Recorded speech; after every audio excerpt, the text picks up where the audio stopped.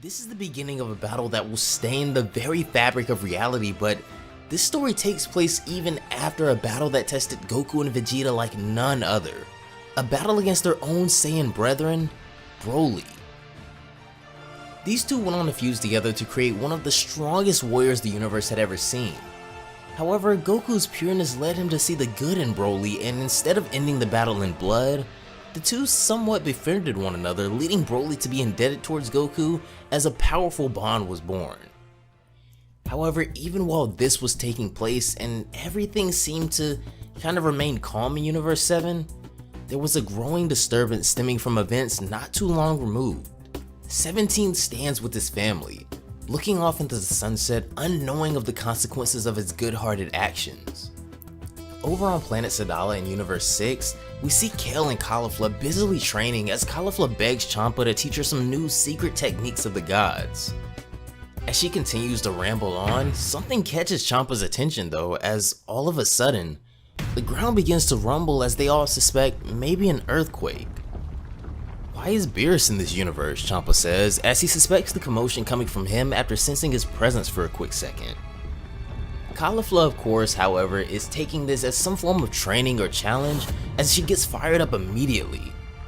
Simultaneously over in Universe 11, we see Topo kneeling before Lord Velmod as he entered the Palace of the Destroyer, but suddenly the same rumbling earthquake is felt here, instantly alerting both Topo and Velmod as they sense Goku briefly with his power shattering a kettle on the table.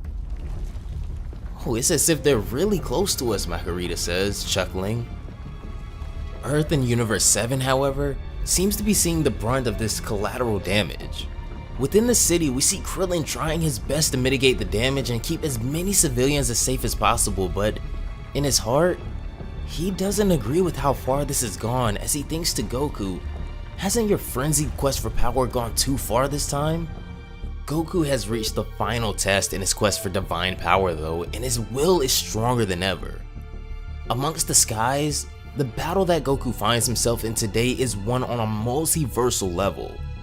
One that will cause him more pain that's ever been inflicted on him before, and one that'll push him to a level that mortals and gods alike thought not possible.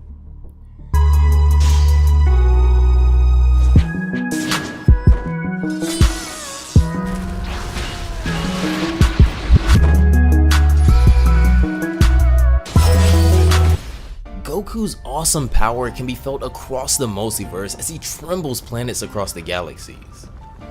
Beerus too, however, is sending quakes through time and space, countering Goku with equal force. Back on Beerus' planet, Whis can sense something growing, something beginning to become amiss. All of a sudden a ring comes through his staff. As he answers, he sees it's the Supreme Kai and the Elder Kai. Oh, hello Sir Whis, the Supreme Kai says. I'm deeply sorry for my impropriety, but the universe is shaking. Moreover, he goes on, I feel Son Goku and Lord Beerus' auras are going berserk. May I ask for an explanation on what's currently happening? Whis begins to chuckle as he answers that this is the culmination of the training of Son Goku, as we see Goku's Ultra Instinct reaching levels never before seen, as even he himself is surprised at his own strength. Beerus tests him immediately though, sending a frightening beam right past his face with a devastating punch, but Goku returns one as well as both impacts devastate the planets behind them, slicing them in two. These two have gone completely nuclear as one swipe from either completely destroys planets anywhere near them. Goku ducks under him and then attempts to swing again, but Beerus dodges. He kicks Goku in the back of the neck, completely decking him and blanking his eyes briefly. Goku is able to rebound, however, and begins to fly away to create distance temporarily as he fires Ki Blast back at Beerus. This is when Beerus reflects them using some strange technique, and this catches Goku off guard, who was still leading Beerus on this chase as his own blast closes in on him, and a massive explosion is caused before Beerus. Through the smoke, however, it seems like the attacks did next to nothing to Goku as he clears his vision to Beerus' surprise. However, in an instant, Goku is behind Beerus, and as soon as he's aware of the incoming, Goku releases a devastating attack at point blank. The artwork on this attack is legendary, as Ultra Instinct Goku's attack completely obliterates everything in front of it, shattering a moon in front of them as Beerus is nowhere to be seen. This is when we see Beerus being absolutely blown away, flying into another planet, going directly through it and slicing off the top half of another planet as well as he soars through it. In an instant, at a speed untraceable though, Beerus has grabbed Goku by his face and instantly appeared before him again. As Beerus reels back and prepares his own attack, we've never really seen him this ferocious before as he attempts to shove a Hakai right in Goku's face. As he attempts to erase Goku from the face of existence, he comes up empty as Goku suddenly disappears. "Stop running away, Saiyan," Beerus yells as we see Goku taking off again, continuing the chase. "It doesn't suit you." As the two continue their multiversal level battle, they land on a planet called Gia, scorching the fields. It seems Goku is trying to do his best to battle Beerus to the best of his abilities, of course, while also attempting to not really disturb life on too many planets, but a battle of this caliber is really impossible to control. Beerus continues to chase Goku as he grabs him by his foot and slings him with just absolutely all his might, guys, and this next shot is another one of those shots that is just out of this world. Slinging him with just power so fierce that it would have ripped the limbs off of any other being, and I just gotta stop and appreciate this artwork again, guys, as Beerus just absolutely slingshots Goku through space. As Goku rips through the solar system, the stream of power left by both of their auras casts a blinding light throughout the galaxy. Even in this divine form of Ultra Instinct, Beerus' power was far too overwhelming for Goku as he fails to stop himself from flying through space at thunderous speeds. He eventually goes crashing towards a planet called Taco Taco, a planet lush with life and inhabitants below. This is when one of the beings begins to notice a light quickly getting larger and larger above them as Goku crashes into the city. The force at which Goku crashes into this planet is so devastating that not only is the damage done to everything nearby absurd as a crater is formed, but Goku himself is lodged into the planet as his body shatters and becomes cemented in the planet's crust. As steam comes from everything around the crater, including Goku, the light finally dies out and we can see him fading in and out of consciousness, being severely overpowered by Beerus this time. As long as he stays here, however, this planet is in danger as Beerus has no intentions of stopping their fight here. Above planet Taco Taco, Beerus is preparing an attack at a scale of which will erase anything it comes in contact with, as a massive supernova attack forms overhead on his fingertip. Beerus' attack casts a light over the planet similar to the sun, but this attack will permanently wipe the light from this planet if it hits. This is when Goku begins to regain consciousness, and he coughs up blood as he's still lodged in the planet's mantle, but he does begin to move slightly. Noticing what's about to happen, Goku courageously rips himself from the crater and commands the child that was near him when he crashed to get out of here now as he begins to take on that same vicious form of Ultra Instinct again. As he and Beerus make eye contact, Goku meets him outside of the planet's atmosphere to face him head on. "Why are you putting a whole species in danger, Lord Beerus?" Goku thinks to himself as he attempts to get away from the planet. This is when he looks down and makes a shocking discovery, however, as he feels something tugging at his leg. When he looks down, he sees the child from before who's grabbed onto his leg as he flew off into space. "Get ready," Beerus says, as he has no regard for any life that gets in their way. Goku lands on a rocky surface, having to think pretty fast now that this other life is in his hands as well, but his options are now far more limited. Beerus releases his attack, the blinding light instantly consuming both Goku and the child below, as the face of absolute terror can be seen from Goku as a sphere of destruction engulfs them both. Beerus' attack outsizes the structure Goku landed on dozens of times over, similar to a pebble next to a basketball, as pure destructive intent can be felt across the multiverse. Even back on Beerus' planet, the Oracle Fish begins to worry, saying that these both are really astonishing. Whis, however, has a really bad feeling about things and considers joining them briefly. The Oracle Fish, who's now fallen asleep however, begins to murmur omens again as he mentions the universes and consequences that will arise. Might this somehow be linked to their current fight, Whis thinks? Back on Earth, things seem to be finally calming down as the battle between the two behemoth gods subsides. Both Gohan and Piccolo can sense something amiss however, as Piccolo comments that it seems Goku has come to terms with his power finally. Your father should be returning soon enough, Gohan. Speaking of training, Gohan says, soon, I'll get back to it too. We never know what may happen. Piccolo appreciates the will to defend and protect again, but also knows how serious Gohan is about his other responsibilities, to which Gohan vows that he will find a compromise. Over on planet Paishin, a planet with gravity 2,000 times that of the Earth, we see Vegeta flying at blinding speeds, destroying mountains and toppling cliffs along the way. Damn it, I'm plateauing, Vegeta says as he comes to a halting stop on the ground. All of these training methods are becoming completely useless. Moments earlier, however, as all of this was simultaneously happening, on the debris remaining from planet Taco Taco's moon, we see one of the most devastating images I think has ever been related to Dragon Ball. Goku, beaten beyond belief, has taken on the wrath of Beerus' attack as the very skin on his back and legs has been burned off, revealing nothing but the muscles and tendons below as he shields the young child from certain destruction. Lord Beerus, Goku stutters, angrily, in pain and feeling pushed far past the brink at this point. Without my help, he goes on, a whole civilization would have been extinguished by your hand, he says, crying.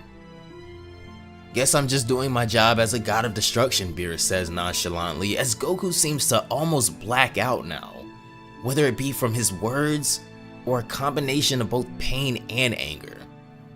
Goku tells the young child to not worry and don't be afraid because everything's going to be alright, as Goku has used the remainder of his energy as a shielding aura for the young boy, but eventually, he loses consciousness. Never has a mortal offered me such a fight, Beerus admits. Even within the gods, rare are those who force me to use such power. However, warrior, you've reached your limits, he says, as Whis shows up beside him now. Goku just doesn't seem to be done though, as his psyche begins running wild as he attempts to find solitude deep within himself and channel a power never before thought possible. Whoa, water? Just when I was getting thirsty, he thinks to himself, as his mind flows endlessly now. But what is this place actually?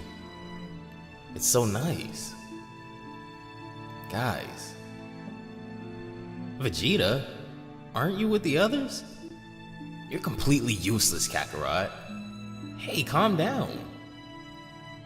Wake up, Son Goku. Baba, where'd you come from?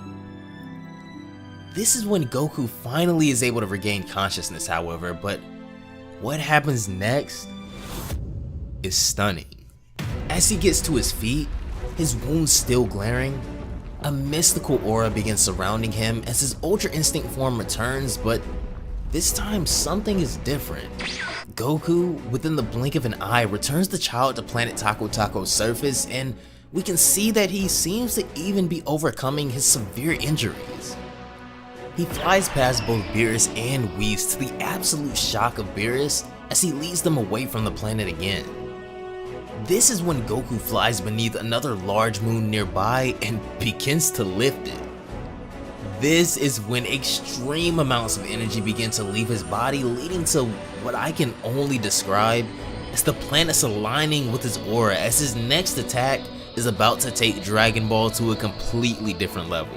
As Goku prepares a punch, moons and planets alike gather in the shape of a serpent as the very dynamic of space begins to shift around his attack. Goku prepares to release a celestial dragon fist as even Beerus seems worried about this oncoming attack. All of a sudden, an aggressive black lightning surrounds Goku's attack as he notices something has just changed here. This is when a hand comes crushing down on Goku's shoulder to his surprise, and behind him, we can see Beerus has transformed, but not just any transformation.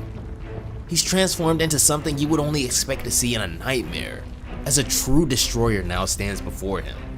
"Be proud, Son Goku," he says. "I can barely remember the last time I combined these two powers." As Goku peers back at him, he instantly separates himself from Beerus' grip, appearing behind him on another boulder. "Useless," Beerus says. "You're as fast as a turtle to me now," He chuckles, having never lost sight of Goku. Goku begins preparing a Kamehameha now as he gets into his stance, and this next shot is just legit breathtaking, as Goku prepares what almost looks like something akin to a Rasen Shuriken Kamehameha, with a silhouette mirroring his entire being in the attack. Wow, they really are pushing it, Whis says. Ultra Instinct combined with his destructive form, Lord Beerus does recognize Goku as a powerful warrior. "Just when my body was getting rusty," Beerus says, getting excited about this next attack from Goku. And then, Goku goes to release his attack, but before he's able to do it, searing pain shoots all throughout his body as his energy depletes instantly and he returns to his base form. To both Whis and Beerus' surprise, Goku is finally spent. This devastating rematch with Beerus has finally taken its toll on the Saiyan warrior, but the amount of progression and with the way he pushed Lord Beerus will be unforgettable. As Goku falls unconsciously through the endless vacuum of space, both Whis and Beerus have to admit how impressive Goku was. Whis still mentioning how hard Ultra Instinct is to control, and Beerus finally realizing all of the damage they did across the multiverse, including to his own planet. In the beginning of this chapter of Dragon Ball Kakumei, Goku proved his worth against one of the strongest beings in existence, pushing Beerus further than we've ever seen him push before, but this is just the beginning. Peace may seem to be returning to usual in the world of the Z-Fighters now, but the Oracle Fish's warnings still ring in the ears of Whis, as a devastating secret will soon come to light. One that the gods may not even be able to contain themselves. The aftermath of a battle as brutal as Goku and Beerus' is about what you would expect, but things have finally begun to calm down as we find ourselves on the Supreme Kai's planet. All of a sudden, Beerus and Whis appear as Beerus irks him about repairing his planet, bullying the Supreme Kai as usual. As they travel back to the remains of Beerus' planet, the Supreme Kai is stunned at how little there is left to even try to repair. After seeing this, the Supreme Kai tells him that repairing an entire planet in this shape will probably take a bit longer than expected, but Beerus has no objection to that as they need to return Goku home anyway, so they take their leave. Where we find ourselves next will change the very course of reality, as a meeting is currently taking place at none other than the Grand Priest's palace. Inside sits the Grand Priest, accompanied by the majority of the other angels and Hakaishin outside of Beerus and Whis, who are currently still in the 7th. "Thank you all for your presence," the Grand Priest says finally, breaking the silence. "You may already know why you're here, but there's a bit of information that you all are still missing. Before we get to that," he goes on, "not a single word must leave this place. If the Omni Kings were aware, heavy sanctions would be issued. As you might already know, Lapis, or 17 as we know him, the Earthling from Universe 7 wished to restore the universes that disappeared during the tournament. The problem here is that it also restored the 7 universes that were in the void for eternity." "Wait, 7, Campari says. "Weren't there only 18 universes originally?"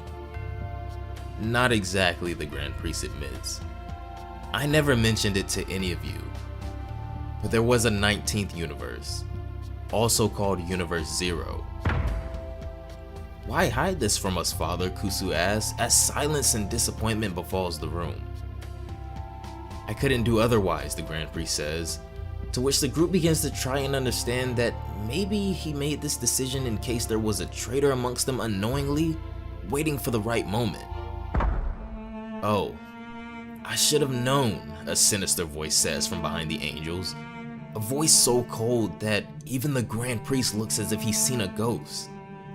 This is when a menacing woman who resembles the angels walks through the room as she tells them, The one you all refer to as father is nothing more than a coward, afraid to face his own past. Just who do you think you are to judge father, Mojito says angrily, before Makarita reminds him that even though this is inexcusable, they must always remain neutral. Kneel down, the woman commands them. Do you not realize how ignorant you are? I never abandoned you. Let me tell you about this imposter's past, she goes on, as the Grand Prix secret is soon to be exposed. Only moments before this fateful meeting, back on Beerus' planet, it seems that Goku is beginning to recover a bit as Whis warns him that their battle had gone a bit too far this time.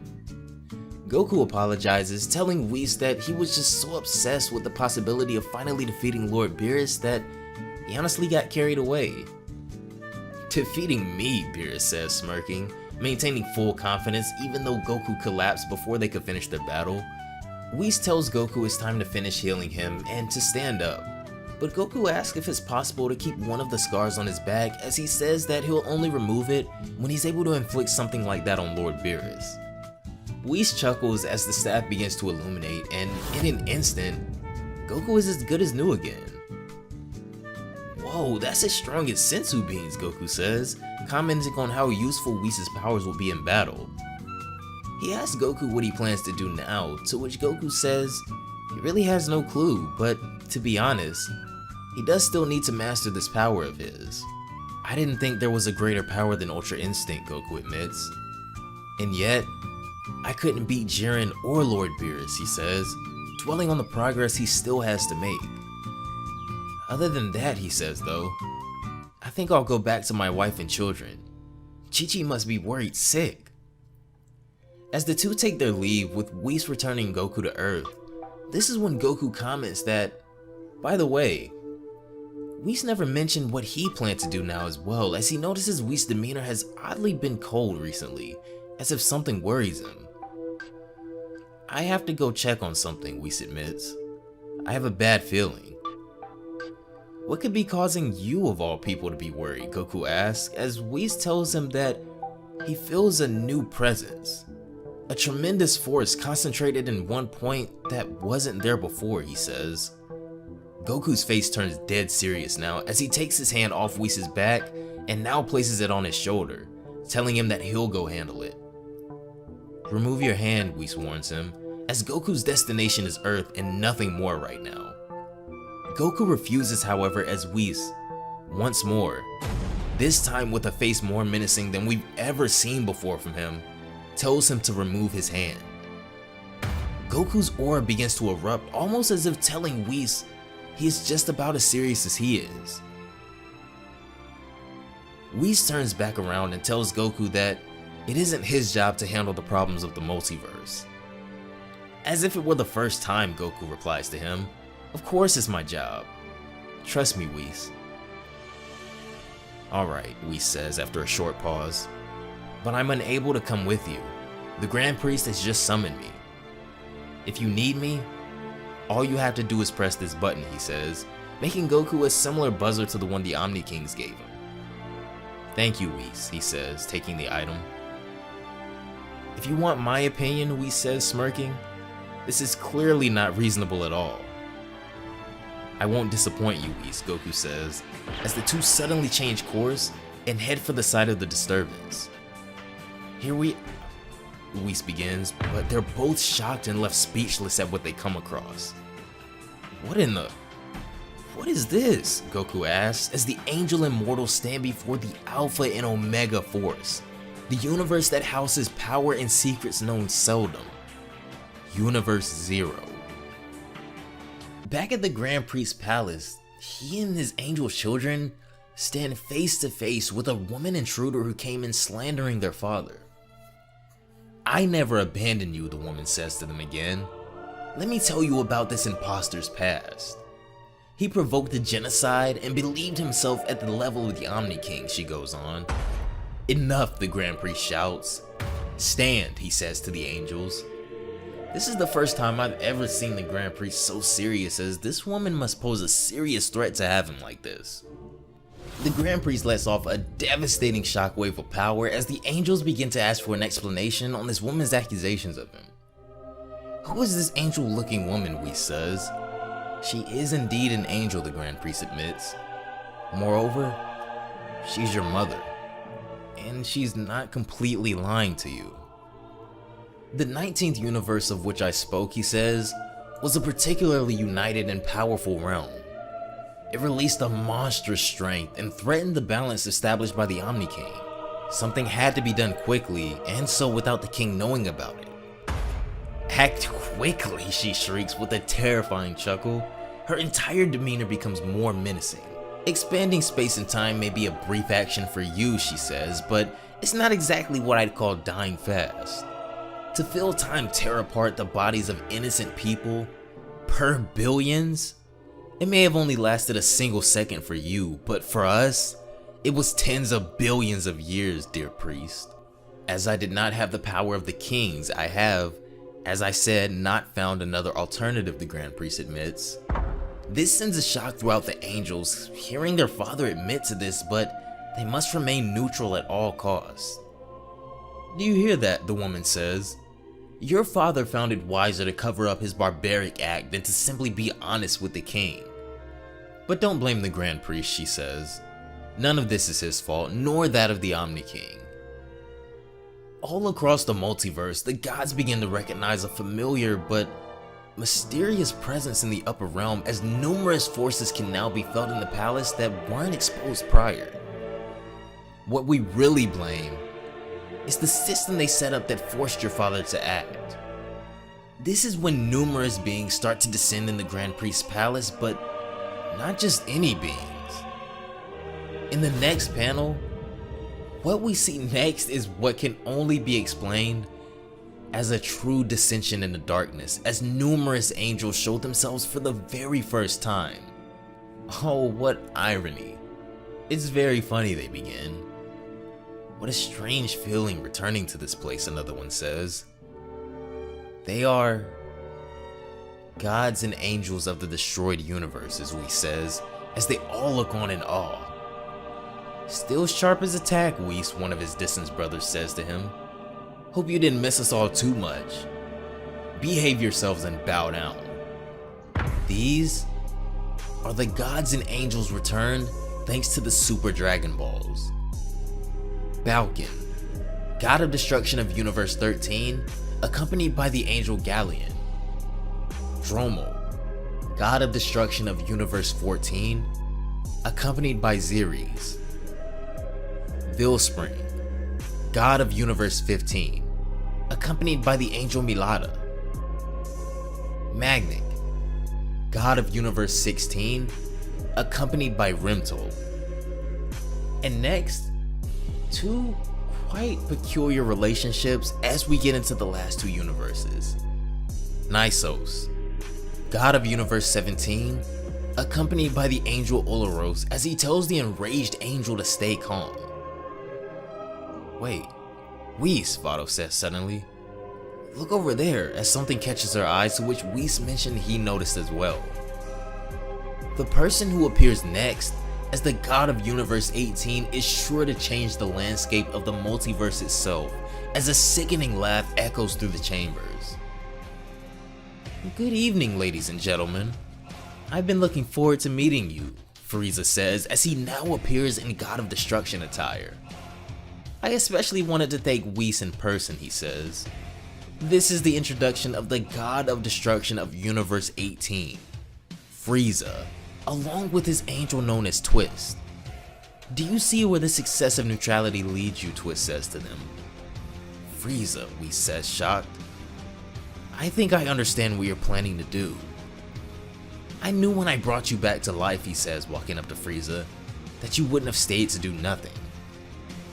But to go that far, he says.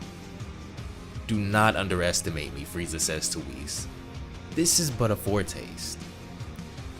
Upon information from Zuno, Frieza says, recalling just how he came into this position and power, the commanders of my army informed me of the presence of new universes. It's surprising that Zeno had destroyed the 18th universe. Their god of destruction was miserable. According to Twist, Frieza goes on, he disagreed with his universe's behavior. He obviously didn't have the makings of a revolutionary.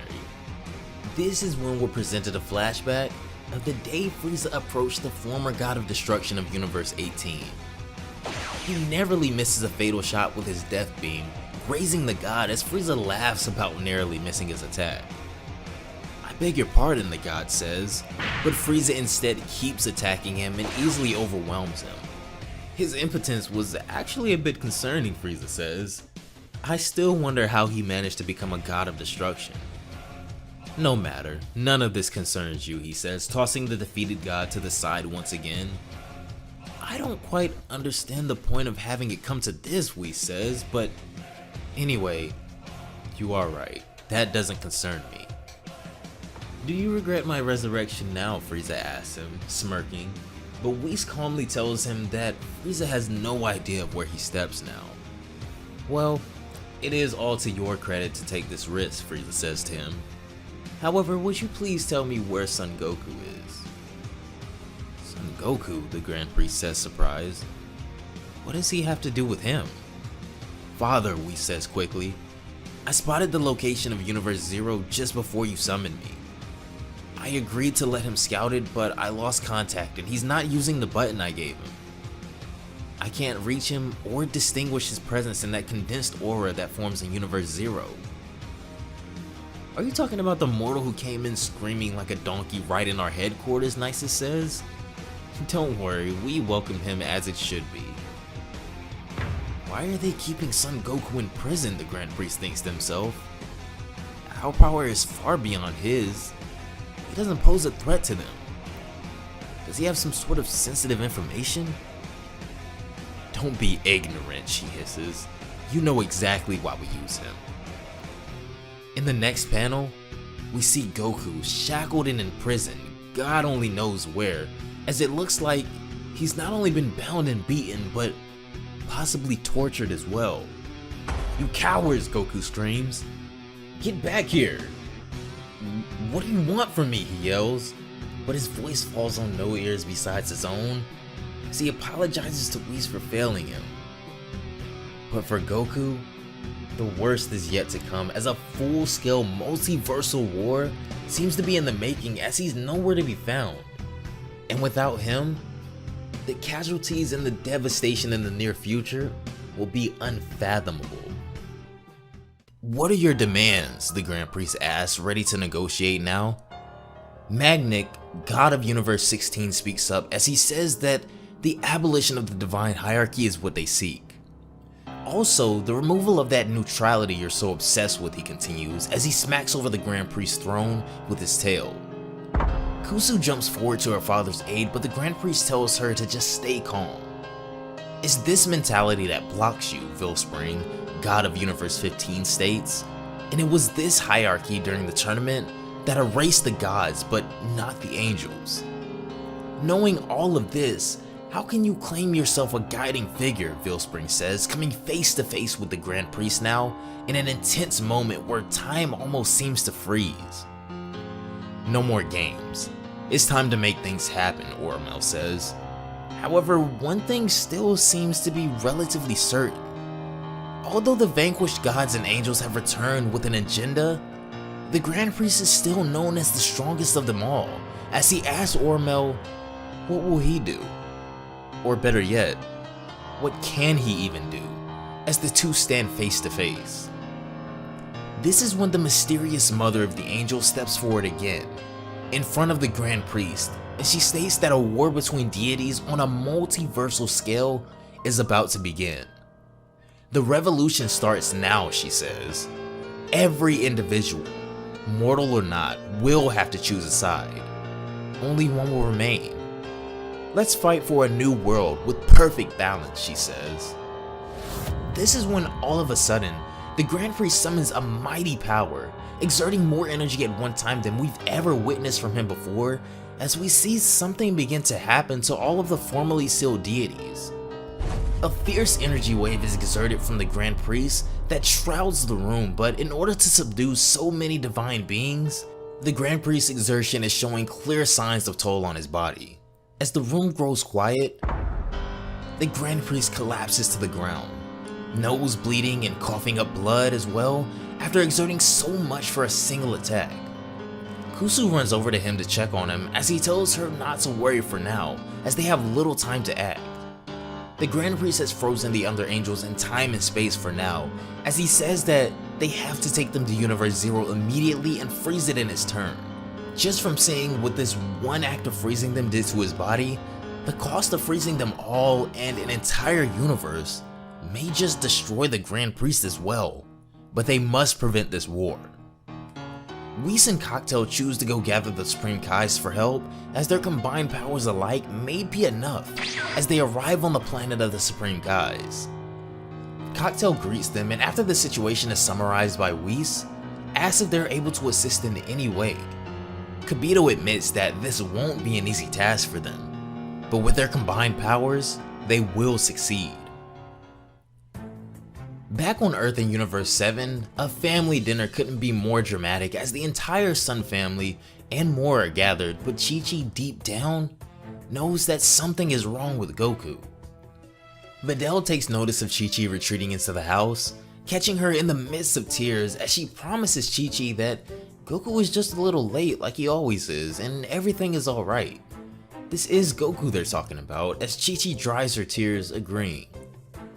As Gohan throws on his suit and tie, getting ready for dinner with his family, the disturbance hasn't yet made its way this far to cast a dark cloud on an innocent family gathering yet.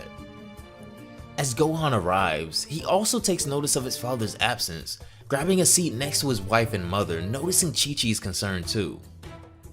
All of a sudden, it appears, as Gohan and Piccolo instantly turn their attention to something. Over in Universe 11 at this time, we see Jiren on planet Zarus, hunting a giant dinosaur as he easily subdues the creature with a net, taking him out fairly easily, until something massive grabs his attention as well. In Universe 6, on planet Geno, Hit is scouring through a group of people at what seems to be some sort of gathering or party, where he is no doubt on the hunt for a target. As he meticulously makes his way towards his victim through the crowd, not a soul seems to notice such a discreet attack that Hit is known for, as he now makes his way out of the building, his job complete. However, confusion and worry soon overwhelm the room as Hit turns around too, and this is when he sees something that stops him in his tracks. On planet Sadala, nothing seems to be too out of the ordinary as we're taken to our next favorite Saiyans, with Kaba approaching Kale and Caulifla as they train. They greet Kaba asking what he's doing here all of a sudden, with Kaba saying that he was just passing by, but his words are cut short by the appearance of something unexplainable in the sky. What the heck are you talking about? Caulifla asks, as this is when Kaba points directly above them asking, what is that ball in the sky? Everyone listen to me, a voice echoes from the sky as all questions and talking cease immediately. I am the Grand Priest, the voice in the sky says, as we see in the sky, above all the planets, no matter what universe, a black sphere that seems to be multi-dimensional, allowing all verses to witness and communicate with the same being has appeared. I come to you all to bring you a direct order, he says. I address myself to all life forms present in this world. An evil angel rebelled against me, and I froze her for a period of 2 years, he says. A war between universes will start once this delay is over. Every single individual will have to be ready and choose a side, he continues, as whispers and murmurs of questions spark across every planet the Grand Priest speaks to. Oh boy, Caulifla says, as Jiren, Hit, and all of the others take notice of this as well. With so many different emotions running sky high in this moment, as fear, excitement, etc. all set in, on Earth, there is still one lingering, looming question that, without a doubt, is intertwined into all of this. As Vegeta appears at the dinner table after hearing all of this as well, the others assume that Goku may be with Vegeta. However, we see that that isn't the case now. With 2 years to train, gain knowledge of their opponents, and ultimately pick a side, Goku's absence may be a deciding factor in many pathways chosen, and until the student of the power of the angels returns, retrieving him may be an important part of foiling the mother of the angels' ultimate plan. So we have 2 years to get organized, Bulma says, trying her best to assist in thinking up a plan. Yeah, and everyone has to set a goal and a role for themselves, Vegeta says as he gets dressed. By the way, he goes on, we need to find this Broly. He has huge potential. He can be very useful for something like this. Could you go in and get him and his 2 friends, all green and all orange? To which Bulma replies that they do have names, but she knows who he means. For my part, I'll send Gohan, Goten, and Trunks to go see Whis. Deep in the mountains somewhere, this is when we see Piccolo meditating as he begins his training as well, but this is when someone approaches him as he senses a presence, asking, "May I help you?" In the next panel, Bulma is seen chastising Jaco for claiming to be too busy to help with a multiversal war, funnily enough. As Bulma continues her raging beration of Jaco, Vegeta picks up Bra, taking her outside as he says that when Bulma's angry, she's the greatest warrior of them all and completely unstoppable. As he takes the baby inside, a sleeping Bra is woken up by her mother's yelling as she begins to cry, Vegeta not being able to catch a break at all. "Hey Vegeta, it looks like there's a lot going on inside," Gohan says, sitting at a table with Videl. Videl offers to take Bra for a bit, seeing the stressed look on Vegeta's face as he goes to sit down with Gohan next. "Gohan," he says, "what do you plan to do over these 2 years? Train? Study?" "Both," Gohan says, but this is when Vegeta says that if that's the case, then he has a proposition for him. "How about training with Whis?" Vegeta says to him. "Kakarot is finishing up his last training with him as well. Your little brother and Trunks have already told me they're in." "I'm sorry, but I already have an idea of what I plan to do over these 2 years," Gohan replies. "By the way, for Goten and Trunks, Dad told me about a kind of hyperbolic time chamber." "Good idea," Vegeta says to him. "I'll see with them. On your side, could you go see Krillin, Tien, and Yamcha? Do you have any idea of what they could do?" To which Gohan gives him a huge thumbs up after locating their energy and takes off towards their direction next. As Gohan arrives before Krillin and 18, he asks where Tien and Yamcha are as well, with Krillin telling him that they're actually inside, luckily enough, as Gohan asks what kind of training they'll be doing over these 2 years too.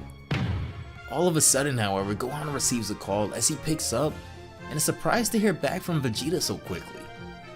"Gohan," Vegeta begins without wasting a breath, "I'm with Whis. He just told me Kakarot was inside Universe Zero when the Grand Priest froze it." Everyone is stunned by what Vegeta just said, as this would make it near impossible to save him now without releasing the other frozen beings early. "Gohan, did you hear me?" Vegeta yells as Gohan is still frozen with shock. "Don't pretend, Namek," a voice says from behind Piccolo.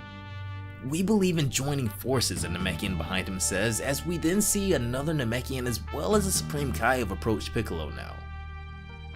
"Do you really think I can help you?" Piccolo replies. "We think that each of us has something to contribute," the other Namekian says. "In that case," Piccolo replies, getting to his feet now, "alright, but before that, I have to go and do something." Over on planet Wampa in the meantime, a Capsule Corp ship is landing as Broly, Chile, and Limo come out to greet Bulma. Bulma, accompanied by Jaco, exits the ship as she approaches Broly first, seeing him for the very first time, never expecting him to be so much larger than the Saiyans she's used to seeing. "So what do you want from us?" Chile says with jealousy.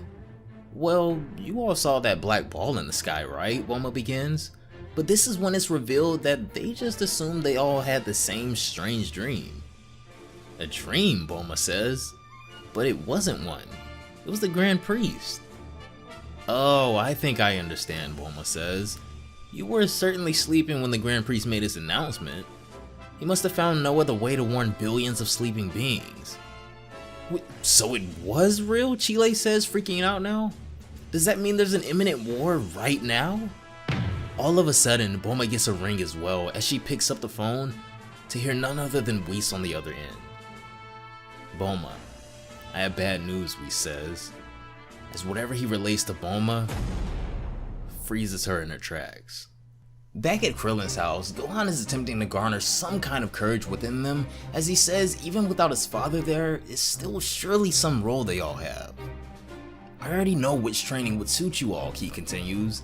Krillin, however, has been out of the fight for a while now, as he tells Gohan that this is a battle far beyond his comprehension, involving the most powerful deities in existence. I'd love to give you a big Goku-like speech, Krillin says, but I'm not that man.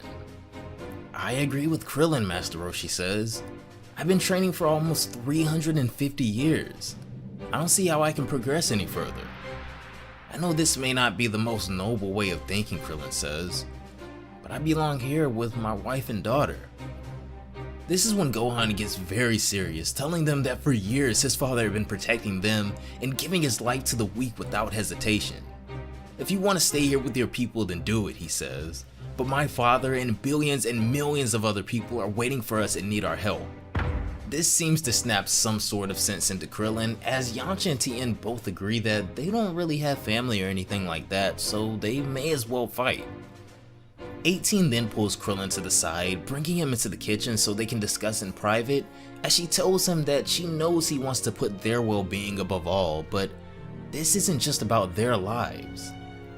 I know, Krillin says, but whatever choice you make, 18 says, cutting him off, I'll support you in any case. If you choose to fight, I'll fight. If you choose to stay, I'll stay. Vegeta in the meantime is gathering up Goten and Trunks, as Trunks is finding it super hard to say goodbye to his baby sister for 2 whole years, but he promises to be back as soon as possible. Alright, come on Trunks, Vegeta says, that's enough. Go on and get aboard the cube, Vegeta says as he takes Brawl away from him. Don't worry, Princess, Vegeta says as Goten and Trunks walk out. I'll be back, he promises. Thanks for taking care of her, Vegeta says as he hands the baby over to her grandfather, Dr. Briefs. Gohan and the others shouldn't take too long, he says as he and Trunks step inside the cube. Here we go guys, Krillin says as he, Gohan, and the others go to get inside the cube as well. It seems Krillin has gone back to his warrior ways and has chosen to fight, asking 18 to stay behind with their daughter and Roshi. As they travel to Vegeta and the others, Whis is proud to see these warriors not backing down, as they will all have to take different journeys, but their goal is one: the safety and preservation of the universe as we know it, to protect those too weak to fight this battle for themselves, and to prove to themselves that even without Goku, Universe 7 is no pushover, as the warriors enter the cube and prepare for takeoff. Is everyone here now, Whis asks? So what's the program? Let's start with Universe 9, Gohan says. Universe 9, Vegeta says, surprised. Do you have any idea in mind? Of course, Gohan replies. Yamcha, Tien, and Krillin. You'll go see the Trio of Dangers, he says. I haven't contacted them, but I'm sure they'll accept. Trio of Dangers? Seriously, Krillin says? Well, yeah, Gohan replies. They'd have made mincemeat of Cell or Majin Buu. You mean the 3 foxes Tien told me about, Yamcha asks, to which Gohan replies, yeah. I'm not impressed at all by your dangerous trio of canines, he says proudly. I'd handle them all by myself. I advise you to not get too far ahead of yourself, Yamcha, Tien says, as Krillin and Gohan laugh as well. As Whis prepares for takeoff, the team says their last goodbyes to those on Earth, as the training of a lifetime is soon to begin, with their first destination being Universe 9. Why did Gohan get off here, Trunks asks, as the Saiyans continue their journey throughout the multiverse, going from destination to destination, as each has their own plans for training over these next 2 years. No idea, Goten replies. The next destination we see them arrive at is planet Sadala in Universe 6, a planet filled with Saiyans, which is something Goten and Trunks have never experienced before, as Vegeta exits the cube first. Wait a minute. You're a Saiyan, one of the other Saiyans says, as he takes notice of how similar Vegeta looks to them. A Saiyan, Vegeta replies as he appears behind him and chops him in the back of the neck. I'm your prince, you moron. If you're looking for a fight, you're in for a treat, jerk, another Saiyan says as the crowd begins to step towards Vegeta. A one-armed man? A one-eyed man, Vegeta says, and an army of wimps that wouldn't be worth a power level of 1,000. Am I really going to stoop to this, he says arrogantly. Look, Goten, Trunks says as we see the two hybrid Saiyans still aboard the cube, having dropped off everyone else and looping back around to their final destination now. It's Beerus' planet, he says.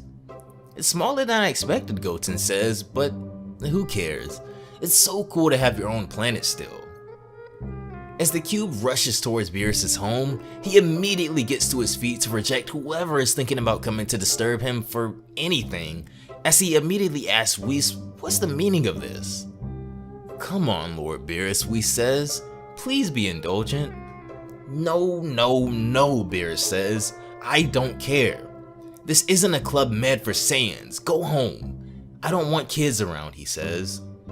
This specifically seems to tick Goten off, who was particularly serious about this training to be able to save his dad. My dad may be dead by now, Goten says angrily. In another tone, mortal. Your father is the least of our worries in a war of this magnitude, Beerus says. Anyway, hothead, he continues. As he is, Goku would have died one moment or another anyway. This causes Goten to go absolutely berserk as he begins to transform and charges directly at Beerus, who didn't think Goten would be so crazy enough to just attack him head on. Before Beerus does make his move, however, Trunks steps between them immediately before Goten throws his entire life and pretty much existence away in the blink of an eye, telling him to calm down. Get out of the way, Trunks, Goten says angrily. Beerus, however, is quickly losing his patience with the two children, as from behind Trunks we can see his aura growing more and more menacing. All of a sudden, both Goten and Beerus disappear in the blink of an eye, and what we see next is Beerus flying at blazing speed with Goten's face in his hand as he tosses the Saiyan with ruthless force across the planet. Stop bawling, he yells, as Goten is sent flying into the planet's moon, being firmly lodged in the side of it. It's not over, Beerus, Goten mumbles as he struggles to get back to his feet. This is when Beerus appears in front of him again, grabbing him by the face and preparing to just erase the boy, but changes his mind at the last second, flicking Goten on the forehead and just knocking him out cold for now. Whis, I am adamant that there will be no more guests on my planet. Go practice somewhere else, he says. To which Whis finally obliges, not wanting Beerus to end up just killing the two boys eventually. Back on planet Calumet in Universe 9, we catch back up to Krillin, Yamcha, and Tien, who don't seem to be having much luck communicating with the inhabitants, as Krillin confirms that it seems they don't speak their language. However, Bergamo and the others could understand them, and this is when out of the crowd, Bergamo, Lavenda, and Basil peer through everyone and seem to take note of their old rivals from the tournament as well. You think they're the ones that made that hole in the sky, Basil says? Next, we return to planet Sadala, as it would seem that, as we would expect, Vegeta has made extremely quick work of these Saiyans who challenged him when he first arrived. All of a sudden, Caulifla shows up wondering why all of her friends are beaten up and piled up in this huge stack, and then she sees Vegeta. What the heck is he doing here, she says, surprised. This is when we finally begin to understand the point of Vegeta showing up here as well now, as far outside of Sadala's atmosphere, a ship approaches very quickly as Jaco announces that they've arrived in Universe 6 finally. And everyone in one piece. In any case, he says to them, as everyone gets their bearings back, on to planet Sadala now, he announces, carrying none other than Chile, Limo, Broly, and Bulma on board. Moments before, in Universe 11 however, a ritual took place that will shake up the course of Dragon Ball Super from this moment forth. Lord Belmont will not lose his destructive powers, Makarita says. However, she continues, he has been a god of destruction for over 3 million years, and the powers of immortality attributed to destructive deities last only as long as their reign. This is when we see Toppo fully fitted in the uniform of the god of destruction, as losing Belmont isn't necessarily something he wants, but it's time for him to fulfill his duty now too. Will I die? Belmont asks. Who knows? Anyway, I've already lived a very long time, even for my own species. I haven't told you enough, Belmont continues, but all three of you are great warriors whom I respect. I'm ready, Toppo confirms, as the ritual and exchange of power begins. With a single tap of her staff, two large statue entities appear as the ritual begins, extracting the divine energy from Belmont and transferring it and its immortality properties over to Toppo in an intensely dramatic scene. All of a sudden, something catches all of their attention as well, as another being just crash lands on the other side of the planet, alerting Dispo and Jiren immediately. Dispo takes off at once to see just who has landed on Belmont's planet unannounced, but he's more surprised than anything. Back at the statue as the ritual concludes, Belmont looks like he's been drained of all life as Toppo's new power gleams off of him. With his new power and immortality, Margarita asks Toppo how he feels now, to which he replies good. But upon seeing the state that Belmont is in, he rushes over in angst. Lord Belmont, he says, bowing before the corpse of his old master, beating the ground, fighting back tears as Belmont's lifeless body struggles to sit upright. This is when two beings return to the site of the ritual, however, as Dispo has picked up quite the visitor on his way back. The sight of Belmont stuns Dispo and also Gohan, who seems to want to take his training to the next level here of all places.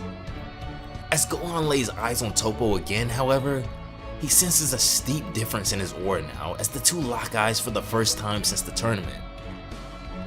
I'm not sure I understand everything that's going on here, Gohan says, but time is running out. I think you have a lot to offer me, he says, as Chapter 3 of Dragon Ball Kakumei comes to a stunning close with God of Destruction Toppo being solidified once and for all. Over on planet Pillar, Hit is patrolling the lands as nearby, we see someone trailing him in a cloak. As Hit continues down his path, a giant bug begins retreating towards his burrow as Frost begins to succumb to the effects of the extreme heat on this planet. All of a sudden, Hit readies himself to attack. He's about to use one of his assassination techniques, Frost says, but in an instant, Hit now has his hand to his neck. Tell me, Hit begins. You have any other brilliant ideas for telling a man born to hunt? He asks. Who hired you? Okay, calm down, Frost says, putting his hands up. Nobody hired me. I only work for myself. In fact, I want my revenge, he says, smirking. Back on planet Sadala, it seems that Vegeta and the others have arrived at the palace, but at first glance, he doesn't see much of anything. Look down, Kaba says. It's then that we see a massive utopia of Saiyans roaming a palace with insane infrastructure, reminding me of some ancient Greek civilization or something.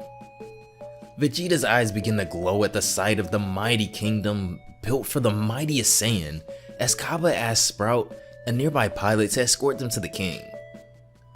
Caulifla, being asleep this entire time, all of a sudden wakes back up aboard the ship and begins spazzing out again, accusing Vegeta of kidnapping her as Kaba continues to try and hold her back.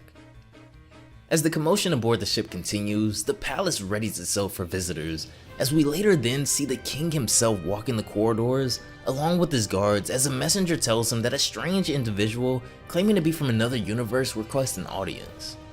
Fine, the king replies, as the messenger tells King Sadala the visitors are waiting in the main hall. If that's the case, let us go to them, King Sadala says, as for the first time in Kakumei, we see the king of the Saiyans in all of his glory and royal attire. As the king enters the main hall, the electricity can be felt in the air as he and Vegeta glare at one another for the very first time. The king and the prince, face to face. Let me introduce myself. I am King Sadala, he says as he approaches the group. And what is your name, he says to Vegeta as Vegeta answers. Young traveler, I heard that you came straight from another universe, he says to Vegeta. What is your story? What are you doing in this place, he asks. I have no time to lose with your stories, Vegeta says. I came for, but the king cuts him off mid-sentence, saying that listening to or telling a story is never a waste of time. Is it? He asks, glaring at Vegeta again. After a short pause, Vegeta answers that in that case, tell me yours. I had never seen a place built in death like this. There is a reason for that, the king tells him, as he says that their people have not always known peace. I don't know how Saiyans are in your universe, he begins, but in this one, we ruled through submission and violence. Indeed, I was once an illustrious warrior driven by my thirst for battle and power. We were just a wild race, our only essence being battles. We were losing our minds. Ancestral tales from our planet referred to monkey tales, but it seems that by the simple fact that we did not use this power, we would have lost it over time.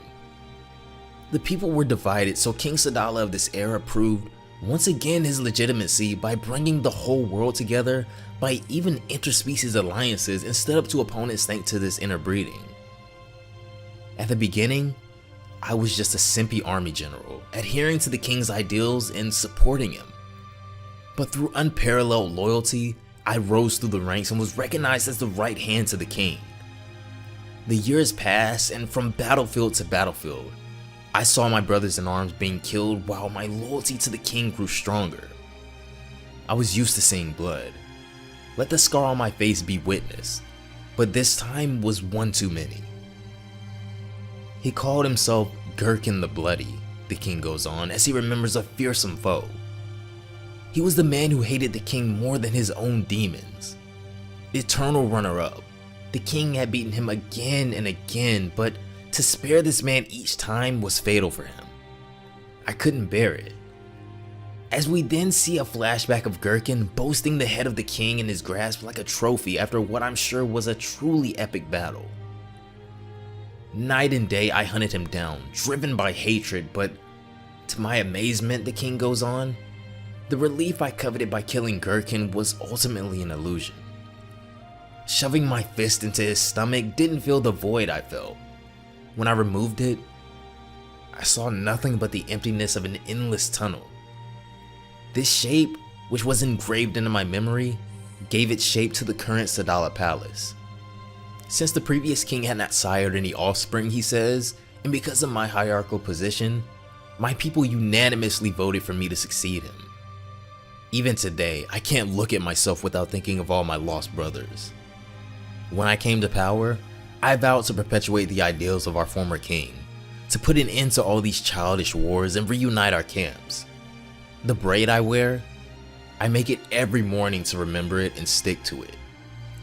A Saiyan who does not stand by his convictions is a usurper, the king says.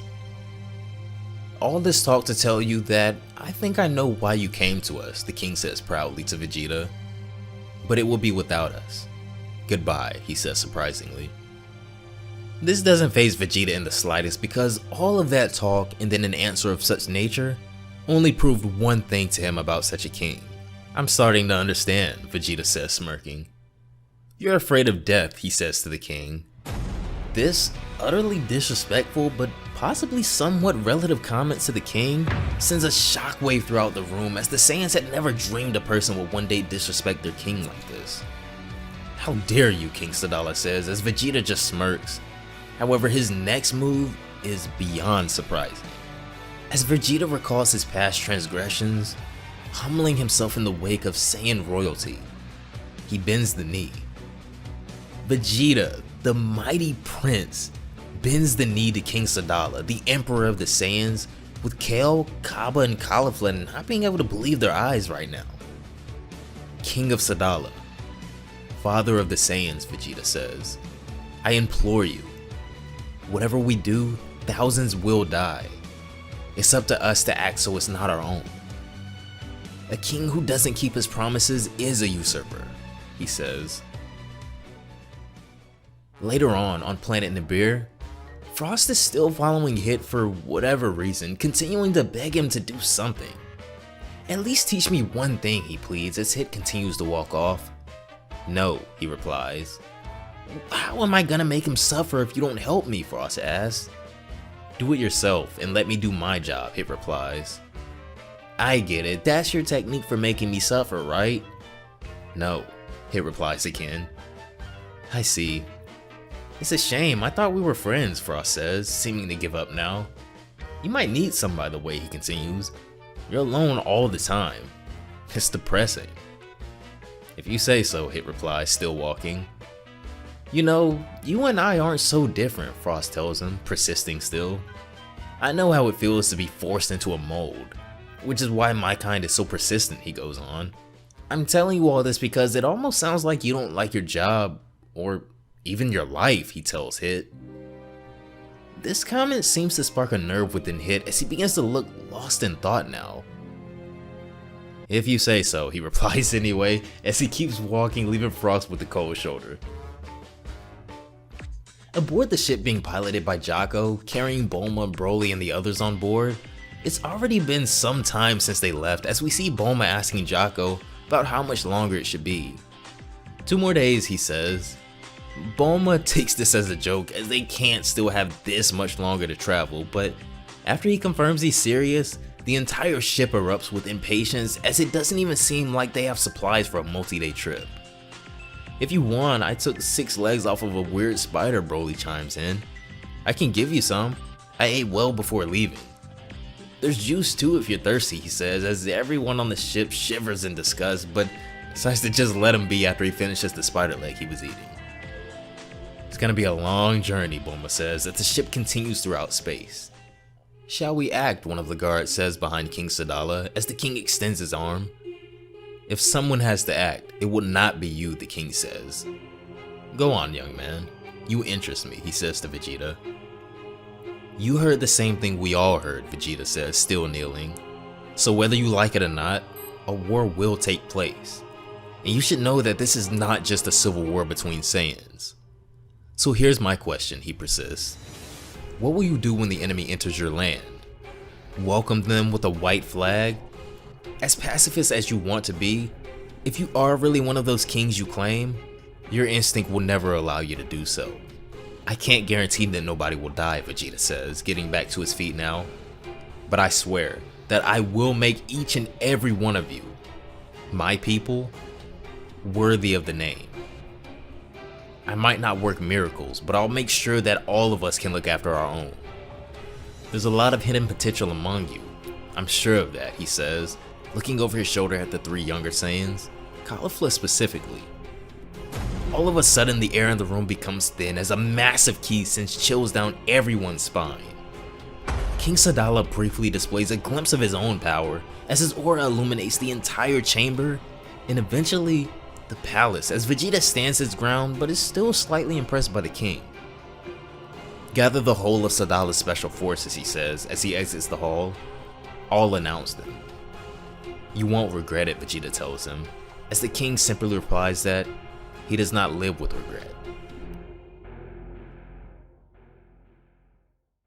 2 days later, as we see the Capsule Corp ship flying through space, it looks like they finally arrived at their destination. And that's it, Jocko says as they land and exit the ship. Not bad here, he goes on. Sure is a change from your rotten planets. Remind me to never try Broly's food again, Bulma says, looking sick, along with Chile and Limo as well as they exit the ship next. And now, find Vegeta, Jocko says to a little android in his hand. The gadget sprouts a camera and then flies off, patrolling the planet for any signs of Vegeta.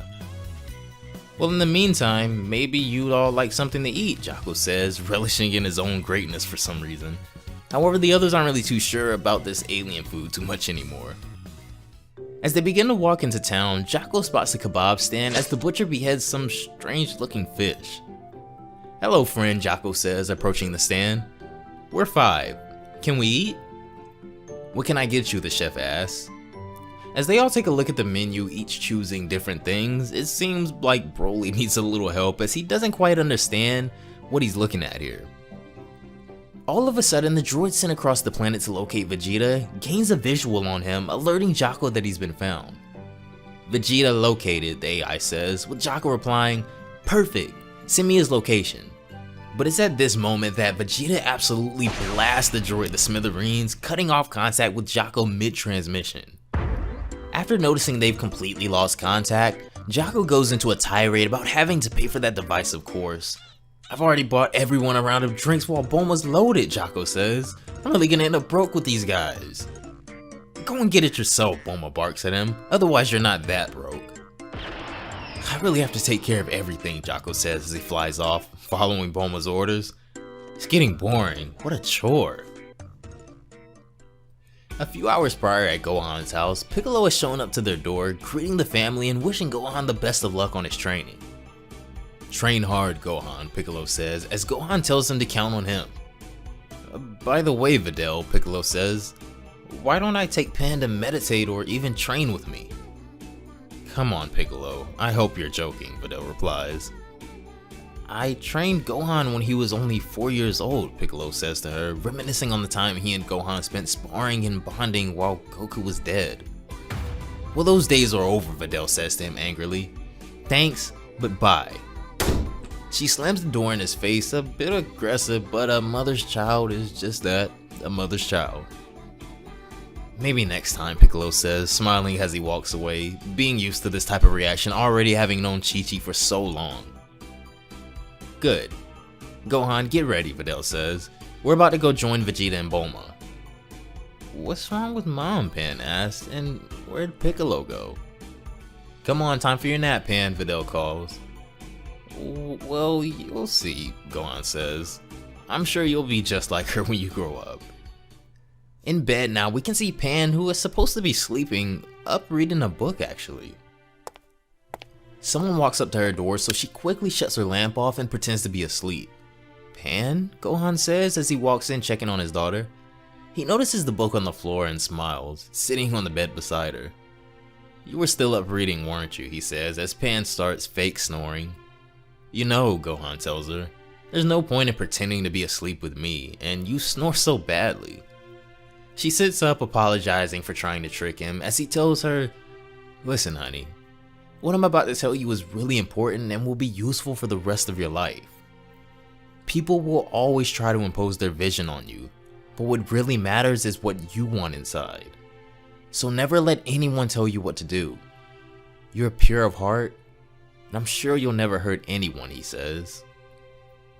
Why are you saying these weird words, Dad? Pan says, confused. Oh, it is true you are only 3 years old, Gohan says, with Pan correcting him saying 3.5 soon actually. Anyways, Gohan says, chuckling, sleep well.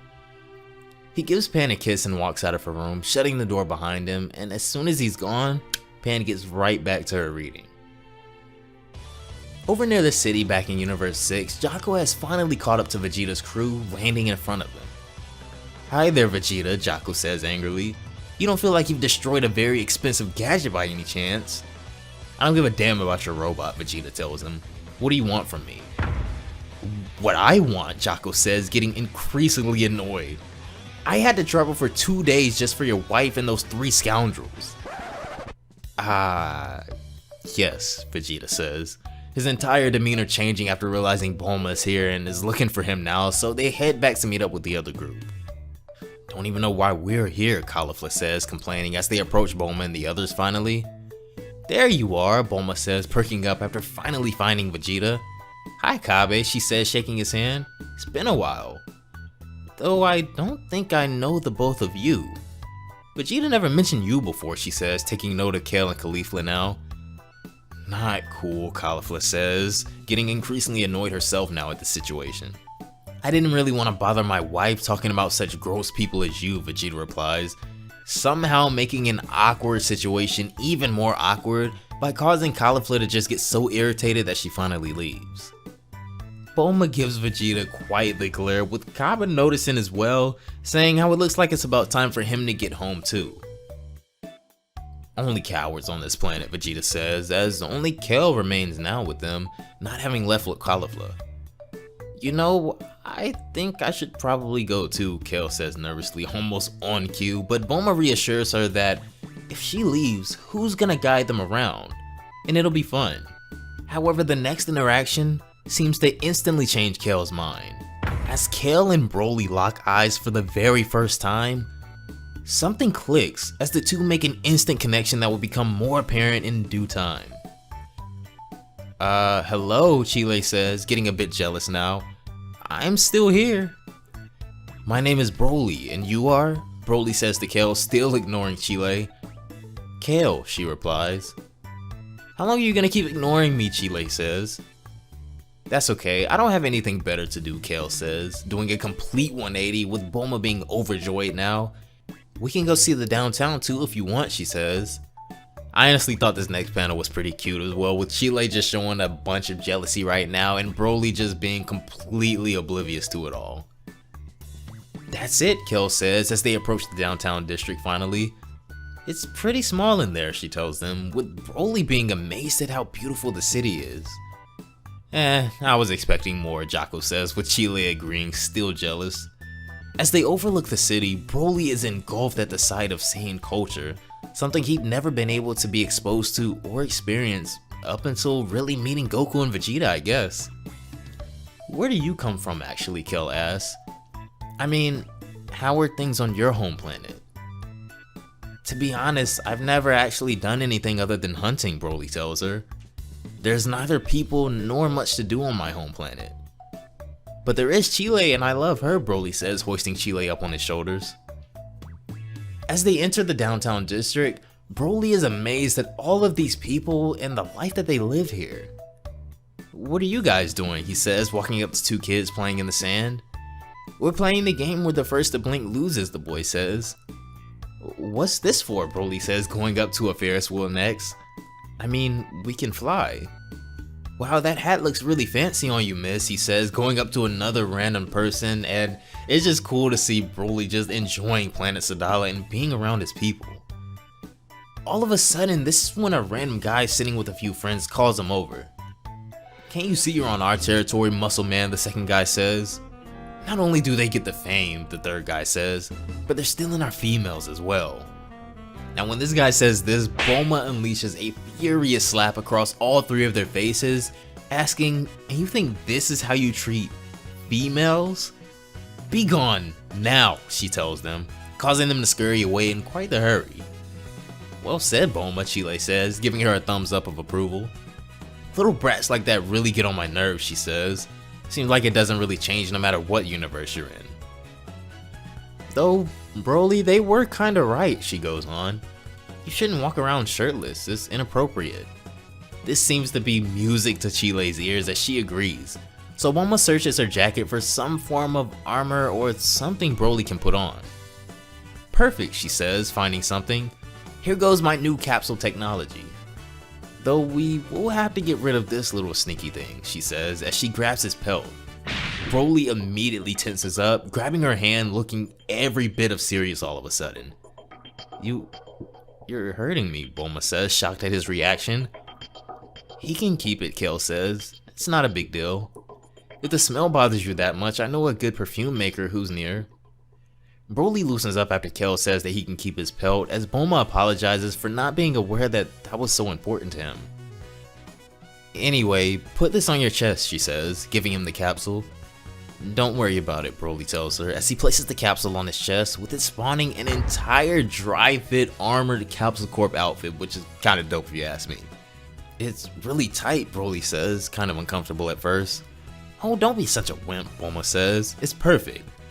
I think it fits you well, Chile says, with Broly immediately changing his attitude about it.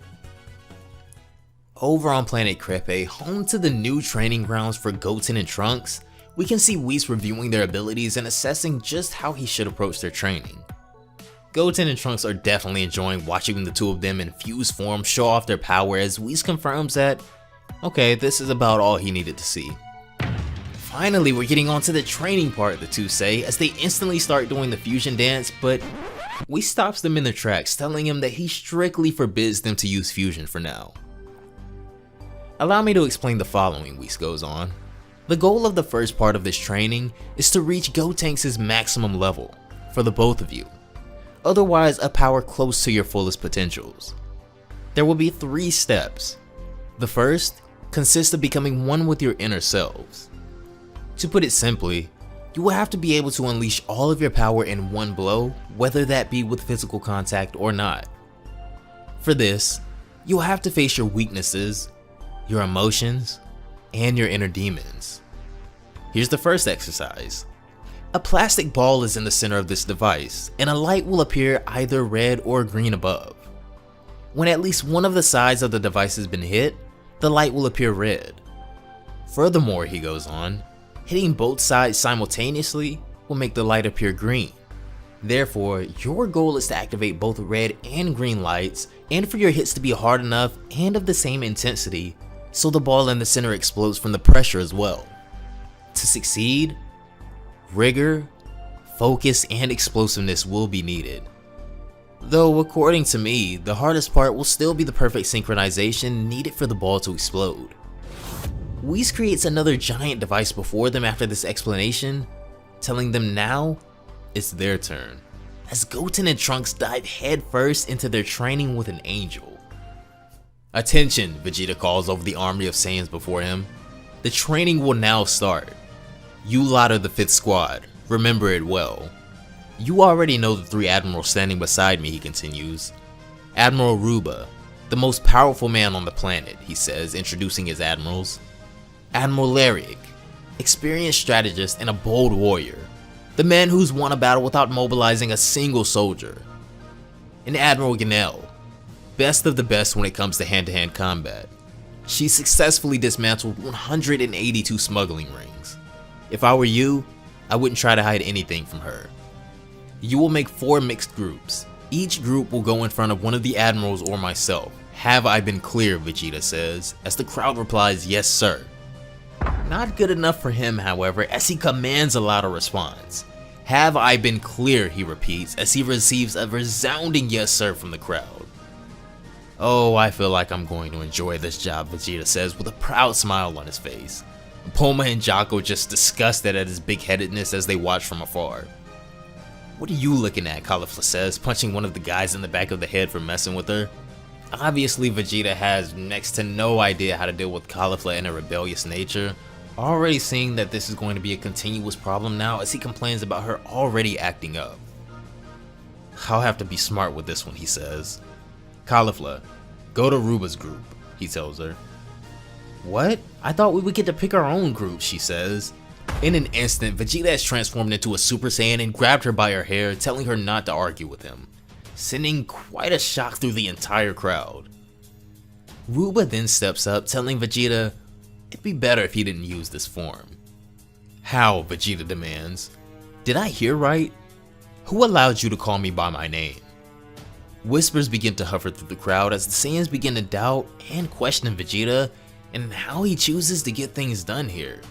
You all be quiet, Geno says. What are those whispers for? Do you realize the lack of respect he's showing us? Lyric says to her. That's not the point, she replies.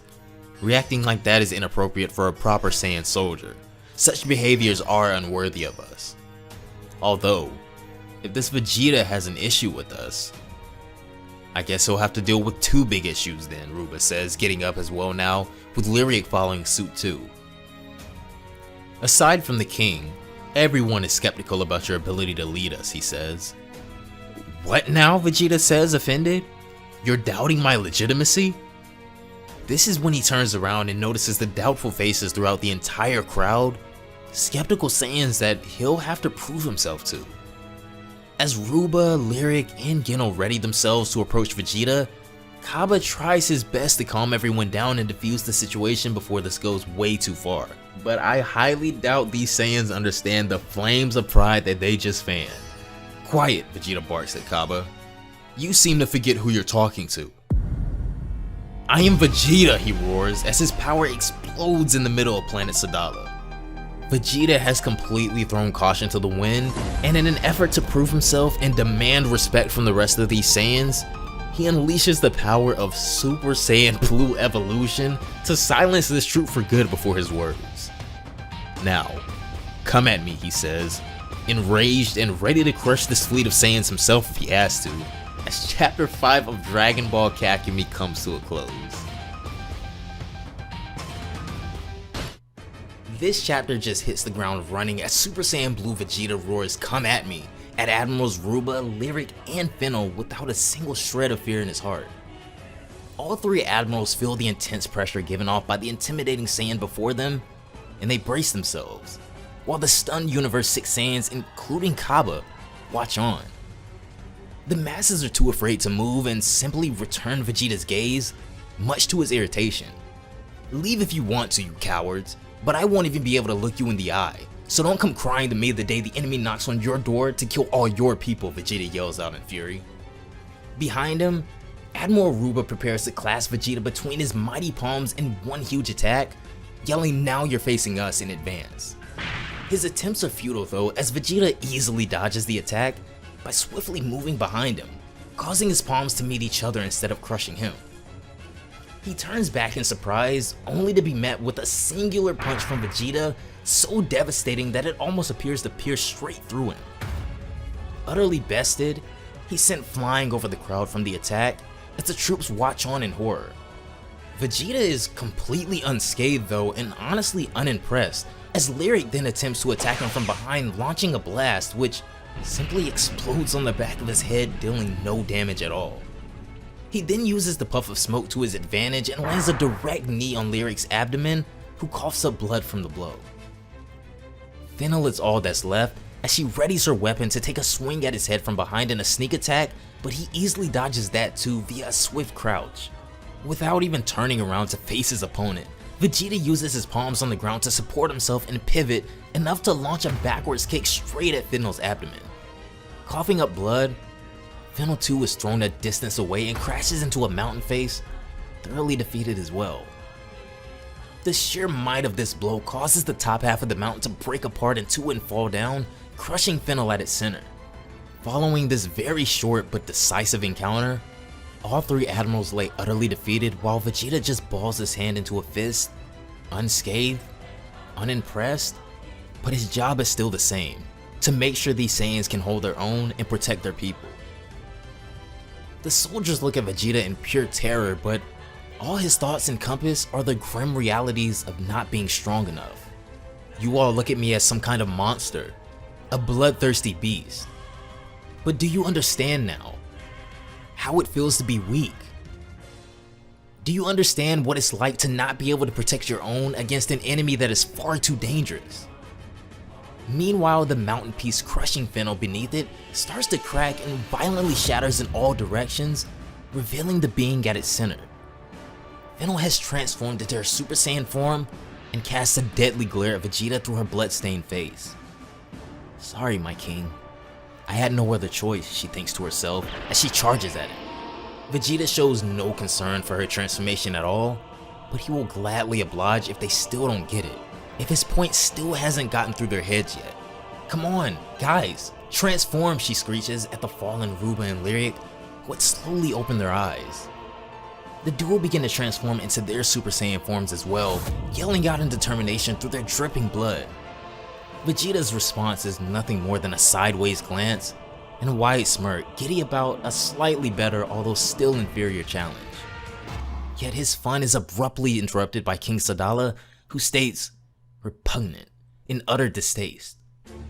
The king approaches the scene, followed by a multitude of robots, as he says, "As I thought. We can only rely on these robots nowadays. You all just keep getting better at deceiving me," he proclaims in anger, clearly not amused. "What a circus. Just let us finish our accounts. It's better for every," Vegeta attempts to say, but is abruptly cut off by the enraged king, screeching, "Silence! Settle your accounts, I do not care, but never use this demonic form on my planet again. If I catch you again, I will banish you," the king states firmly, the robots backing the command with their weaponry. Fennel looks down in shame and irritation while Vegeta powers down to his normal self as well and looks at Bulma. "Let's go, Bulma," he states dryly.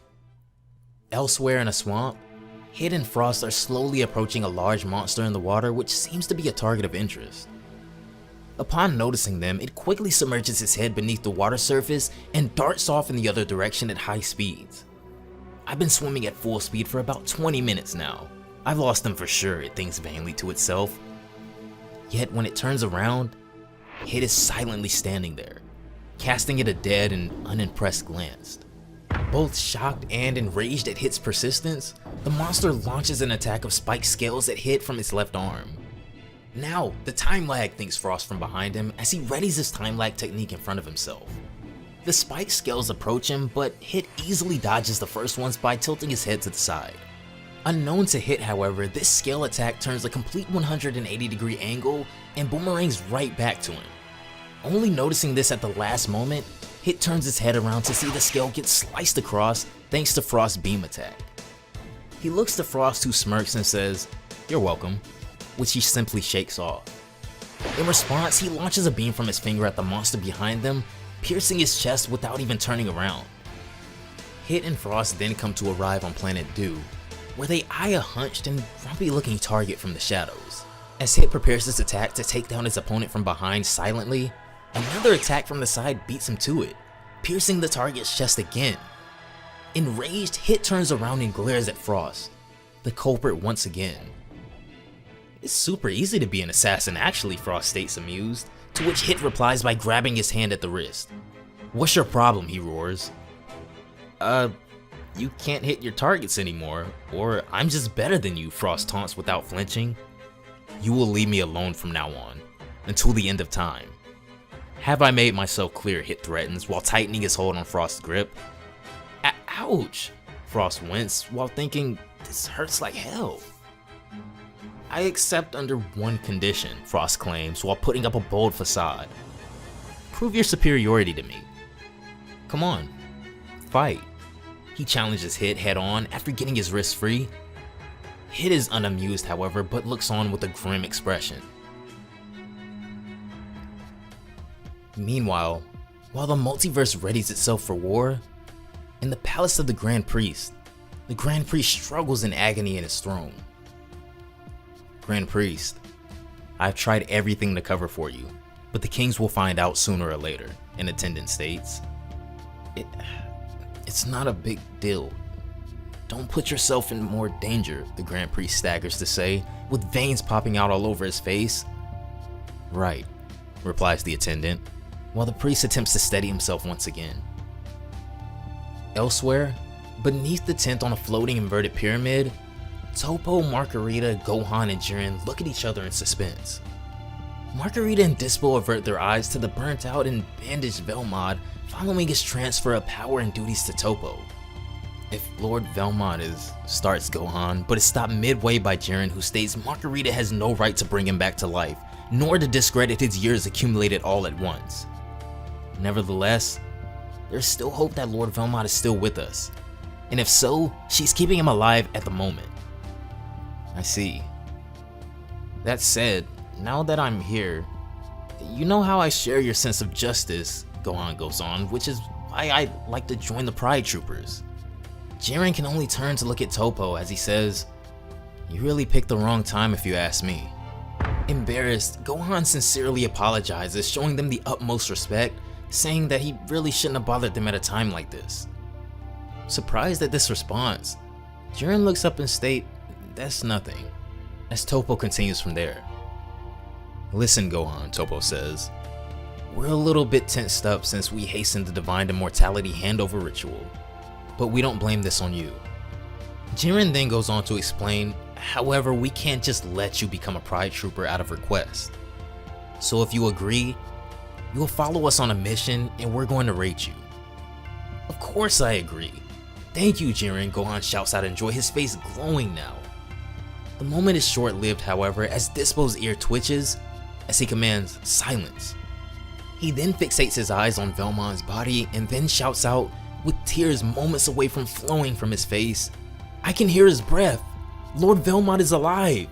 To the utter surprise of Gohan, Jiren, and Toppo too shedding tears of relief and happiness now. Our story then takes a slight shift to a very interesting place called Monster Island, where a shooting star of sorts crash lands with a loud sound, attracting 17's attention. Out of the huge smoke cloud, Pepperoni pops out, coughing profusely amidst broken trees. "Damn robot, it's gonna take a few more tweaks obviously. Anyway, here's to us, number 17, he states as he takes a gadget out of his coat pocket while adjusting his monocle. "You're that guy from Universe 3, Pepperami, right? What are you doing on my island?" Android 17 asks from a tree branch above. Utterly surprised, Pepperoni states, "But that's impossible. My tracer indicated that only to be cut off by his gadget buzzing. "You have arrived."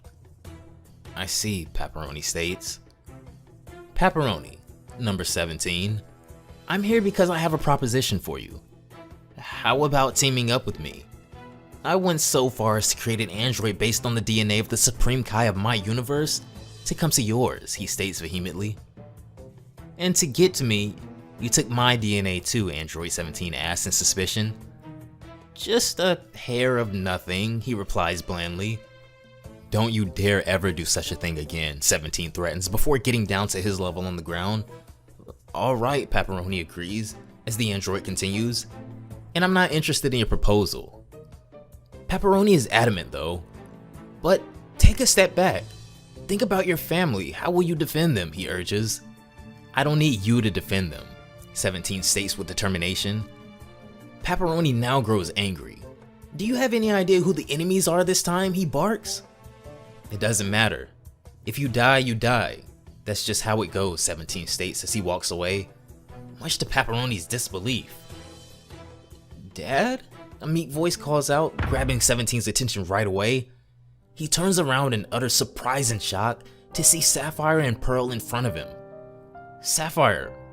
Pearl, what are you doing here?" he yells out. "I took them to play and we overheard you talking, darling," states his wife as she appears behind them, while his daughter clings to his wife's dress, calling out, "Mom, Mom." His son looks at him with tears in his eyes. "Dad, we don't want to die, and we don't want you to die either." His wife proceeds to wipe away their tears, embracing both of her children. "No one is gonna die, my loves. We have many years of joy left to live." This moment right here sparks countless memories of 17's beloved family in his mind as he stops in his tracks, rubs the back of his head, and states firmly, "Fine.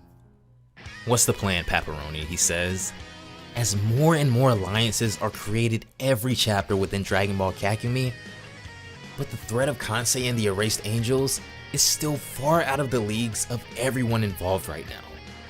Strolling through this busy downtown area in one of his most studious outfits as Jiren and Dispo sit nearby watching is Gohan, as he makes his way to a heavily guarded tower patrolled by 2 soldiers. "Hey you, like the video," one of the guys says, and I gotta agree, that was a pretty smooth time to do that. The soldiers taking notice of Gohan make no difference, however, as a group of women walk by at the perfect time, fawning over the soldiers, and within their commotion, Gohan is able to disappear amongst them. He takes to the skies to get a better look at the tower, and this is when he sees a window that seems like the perfect opportunity for him to infiltrate. As he climbs into the window, he talks into his watch, communicating with Jiren and the rest, asking which way he needs to go. Jiren tells him to go to room 128 and to take the green bottle, which will be in a small box. It's a devastating virus artificially created. Crazy. This agency wants to sell it to a neighboring country, which is itself at war. Do everything you can to stop them.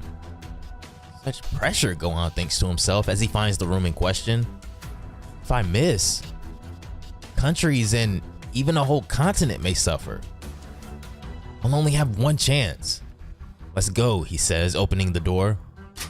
On the other side of the door of room 128, a group of who all resemble something along the lines of mobsters sit around a table dressed in heavy business attire.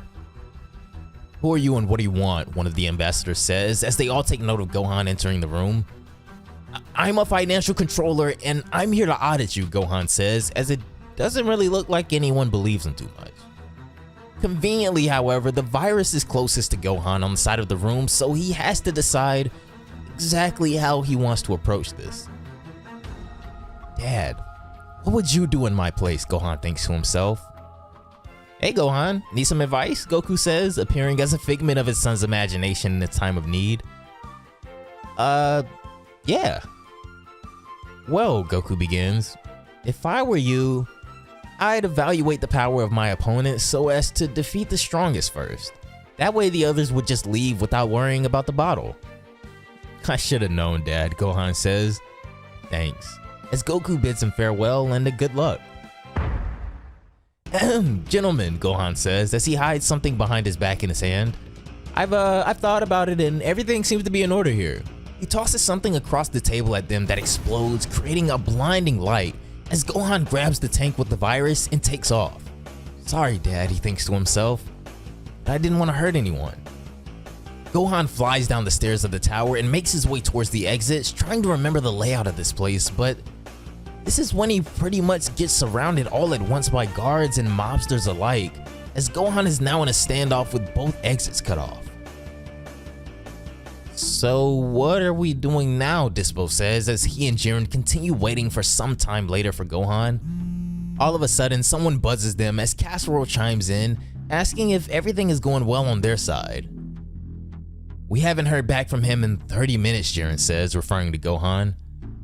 Shit. If he doesn't answer in an hour, intervene, Casserole tells him. I was also calling to give you some news on Lord Belmont, he continues, as they're eager to know how he is. He's with me right now, Casserole replies. And this is when we see Lord Belmont, although decrepit and burnt, standing to his feet once more, telling his pupils that he's been through a lot. It's true, but it'll take more than that to bring him down. Especially since your fates were at the mercy of a devastating war that has nothing to do with you all, he says. Over on planet Crepe, Goten and Trunks are hard at work as Whis oversees their training, going at this machine with everything that they have to perfectly sync their powers. Focus, Goten, your hand was off, Trunks yells as Goten calms himself completely and focuses his power. Focus, Goten, he plays in his head over and over again. What's that thick, warm feeling, he starts. Come on, get in touch with yourself. Of course. Whis watches in anticipation as his eyes slowly open, but when they do, Goten is in an entirely different realm, in his own subconsciousness. Oh, what the heck is this door, he says, as a giant locked door towers over him in his own mind. Goten approaches the door, wondering just what's behind this, sticking his hand out to open it. I feel some sort of pressure, he says, but right before he's able to open it, Goten! 3, 2, Trunks calls out. Goten snaps out of it at the sound of Trunks' voice, telling him to just hold on a second. I saw a door like there in my head, Goten tells him, to which Whis reveals a slight smirk. What are you talking about, Trunks asks him. Are you kidding me? I don't know, Goten says, and Whis doesn't enlighten us any further about what to do, as Whis just continues supervising, smirking along. Well, anyways, without Gotenks' power, this is really harder than expected, Goten says. But I think we have to look beyond our strength. It's at this point that Whis can confidently say that they're finally starting to learn after only a month of training. The boys are starting to mature and are making excellent progress. Late night at Gohan's house, Pan is seen sneaking out of the window and taking off flying. She says that she's so excited to train. Piccolo told me to join him in the southwestern forest the day I was ready, she says. Over in the forest at the location in question, we can see Piccolo here as he's talking to the Namekians from Universe 6, Sanel and Polina. Pan will arrive in a few minutes, he says, so let's get started.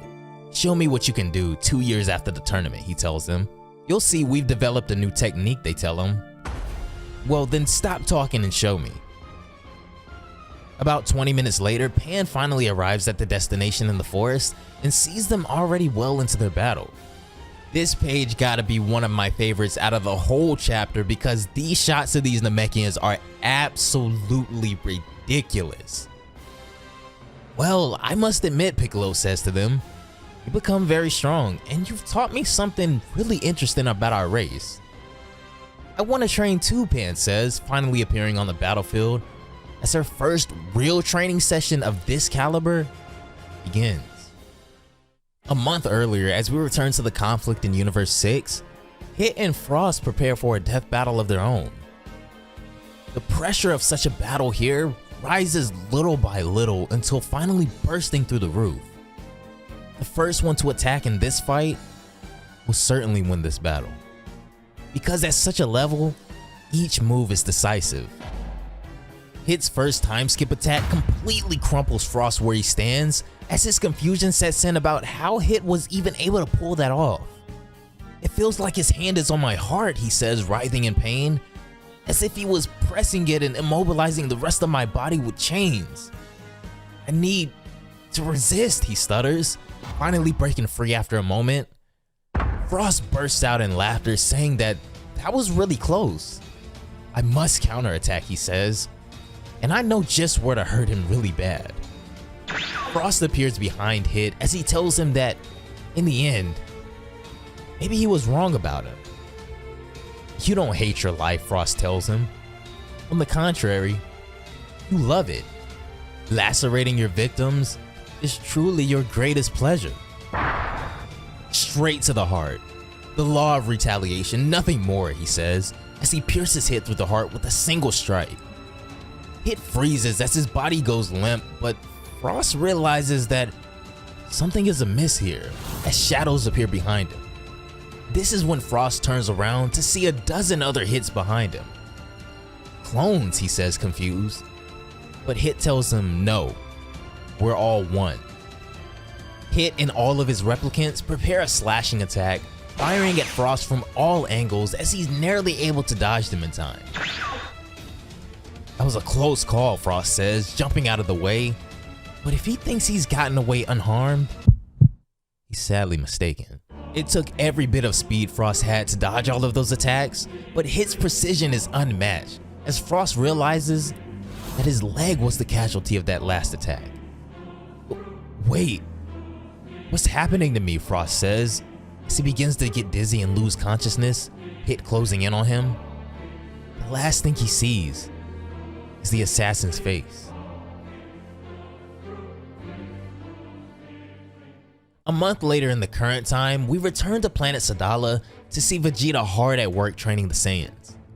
Vegeta at this point is still easily overpowering all of these guys, but he's enjoying being around all of these Saiyans with a thirst for strength and bettering themselves like he does. You almost kind of feel bad for Vegeta seeing him on Sadala, because this really could have been him in Universe 7 in a different timeline, coaching and living amongst his other Saiyans. "Let's take a break," he tells his group of Saiyans who are completely worn out. "We'll be back in 10 minutes. Vegeta flies in the air, scouring the training ground, looking over everyone and everything. Although there aren't many of them, seeing them train fills me with pride, he says. "Here's your problem, Caulifla," Ruba says as Vegeta goes in to check on the next group. "I don't understand anything," she says. "You told me to prepare a move in advance, but you also told me to go for it." "One doesn't prevent the other," Ruba tells her. "I learned at my expense that going straight into the pile leads straight to the wall. No matter how hard I try, I can make a plan until I take action, so I started preparing plan B in the middle of the action. So you have to drive into the wall, but think about how to destroy its foundations if you don't break it in one go." "There you are, Vegeta," Ruba says as Vegeta tells him it's Mr. to you, and flies off to the next group.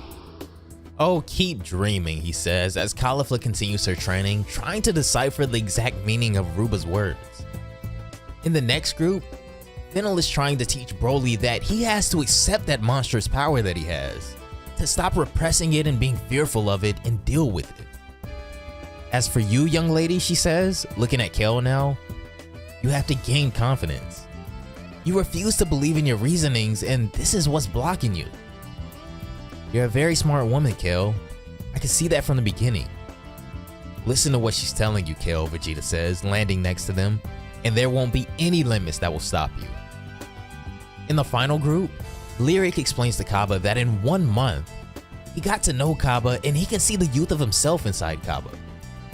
"You let yourself be carried away by your emotions," he tells him. "Son, a true Saiyan isn't like that. Your logic, patience, and bravery must take precedence over your instinct, haste, and doubts." "Understood, Admiral Lariat," Kaba says. This is when Vegeta calls him over, however, telling him that they need to talk for a minute. It's later that night at the old ruins that a meeting is taking place as we see Kaba and Caulifla arriving. She asks what exactly they're doing there, but Kaba says that he only knows that Vegeta requested for him to bring everybody here. Broly and Kale are here as well as we see Vegeta, who's been waiting on them. He tells them that he'll keep it brief. He's been among all of their groups today, as they know. Your respective admirals seem to have things to teach you, and that's good, he says. But as far as the fight is concerned, you're already far beyond the rest of these Saiyans. So we'll meet up every night to face each other. Now draw your best forms, he tells them all, going directly against King Sadala's wishes and threats from earlier. Instinctually, Kaba, Kale, and Caulifla all take on their Super Saiyan 2 forms at Vegeta's command, but Broly shows hesitation still. Broly, Vegeta tells him, take back that form that you had during our previous fight, no matter how out of control you may get. Since our fight, I've never taken that form again, and I only have vague memories of it, Broly tells him. I see, Vegeta replies. He then orders Kale to be the one to teach him how to control his powers better, since they have an eerily familiar hidden potential.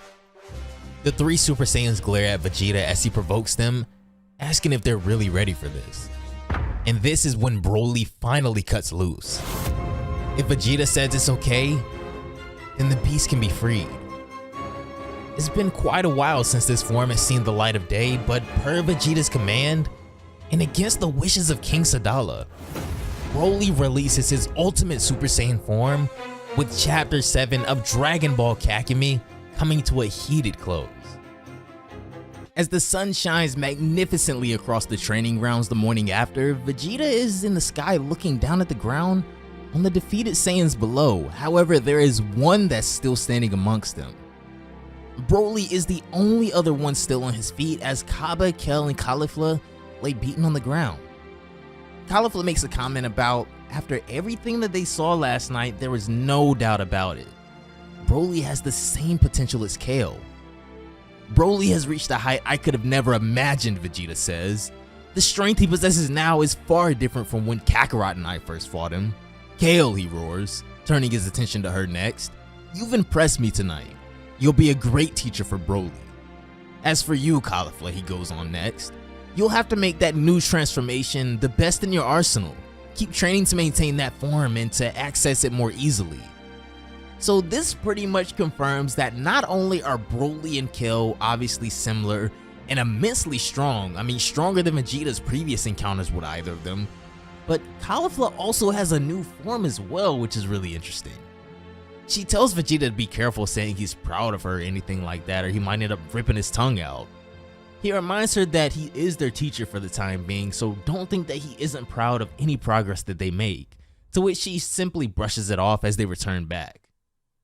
Later, when they rejoin the other Saiyans, it seems the entire force is already in the middle of training, as Kaba mentions to Ruba that they started much earlier than he even expected today. No one wanted to go home last night, Ruba tells him, so we pretty much just trained the entire time. I see you're all finally beginning to understand, Vegeta says as he addresses the rest of the Saiyans before him. One of the soldiers thanks Vegeta, telling him that because of him, he now feels like he can reach his full potential, and he isn't the only one here that feels that way. This is when Vegeta looks around and sees the eyes of his Saiyan brethren, accepting him and being grateful for everything he's doing for them. These are my friends and the friends of my friends, the Saiyan goes on. When I told them about my experience training with you, they regained their urges to fight as well. It's nice to finally meet you, one of the older Saiyans says, walking up to Vegeta. I'm the leader of a town about 200 kilometers away from here. I was intrigued by the story of a man who was training Saiyans, just like in the good old days. Same here, another Saiyan speaks out. I'm an ex-soldier myself. The training stories reached me as well, and I thought it's finally time to return to duty. You are all well aware of the doom that may certainly await you in the future, correct? Vegeta asks. Are you ready to take on such a risk? If we're gonna die, the old man says, we might as well fight until the very end, right? That's the spirit. That's it, Vegeta says, fired up now. It's not too late. We might just win this war, Kakarot. Elsewhere later on, we see Bulma sitting with Rapini having a friendly discussion over tea. I've told you so much about my children, but you haven't really told me anything about yours. What are your kids like? Bulma asks. Rapini replies, well, you already know the most important things. My son Peppino, he's about the same age as Trunks. Well, the present Trunks, I guess. I know that story sounds crazy, it's hard to believe. I'm sure they'll get along great though, Bulma assures her. Oh, come on, I believe you, Rapini replies. This is when Bulma asks if Rapini's husband is training with Vegeta or something. I've known you guys for a week, but I've never seen him out there. Oh, my husband? Fighting? I'd love to see that, she chuckles in response. Bulma is shocked to hear of a Saiyan that doesn't like fighting though, but this is when Rapini tells her that her husband isn't actually a Saiyan. He's a Tuffle. Tuffles are a very technologically advanced race similar to the human race that lived on planet Plant with the Saiyans. A Tuffle? They still exist in your universe, Bulma asks? Of course they do, Rapini tells her. They've been living on Sadala for over 2 centuries now, and it's thanks to them that the king has lots of efficient guards close to him. This is getting very interesting now, so those guards that are around King Sadala were made by Tuffles. The Tuffles spend most of their time in their laboratories just north of the capital. They work hard every single day finding better and better ways to protect our families. So your son is half Saiyan. He already has a lot in common with Trunks, Bulma says gleefully. Peppino, who again is her son, isn't entirely Saiyan, she says, so he has the intelligence and creativity of his father while also having the strength of my people. He is truly a brilliant kid, Rapini says proudly. That's amazing. I hope to meet both him and your husband soon, Bulma says. This is when she also asks if maybe it's possible that she'd be able to go and see one of the Tuffle labs as well. Well, Rapini goes on, it's kinda difficult to get there even if we had a car permit. But you're just in luck. I'm a great woman with an even greater husband. He should be back tomorrow. He might agree to take us there. You mean I could get to go there as soon as tomorrow, Bulma says excitedly, to which Rapini replies, well, yeah, as they go on to celebrate the coming revolution of Sadalian technology. 1 month prior on planet Calumet, we see Basil and the rest of the dog trio speaking to Krillin and the others, asking just what it is that's even brought them here. Gohan told us that training with the 3 of you would help us prepare for the upcoming battle, Krillin speaks up. Ha! You training with us? They all laugh in unison. Wait, what were you saying about a message earlier? Bergamo asks all of a sudden. Krillin, Tien, and Yamcha look around kinda confused. You mean the message from the Grand Priest, Tien repeats? You don't remember that or something? Bergamo and the others are still kinda lost as Yamcha realizes that this could mean something very troubling. The Grand Priest's message must have been stopped by the clouds that cover planet Calumet, Krillin says. That would explain it. Wait, are you telling me there are thousands of planets that don't know about the situation because of a problem like that, Yamcha yells? With Krillin seeing that now they'll just have to fill them in on everything. Well, if that's the case, let us not waste any more time, Bergamo says after being briefed. I need to see just what you guys are worth.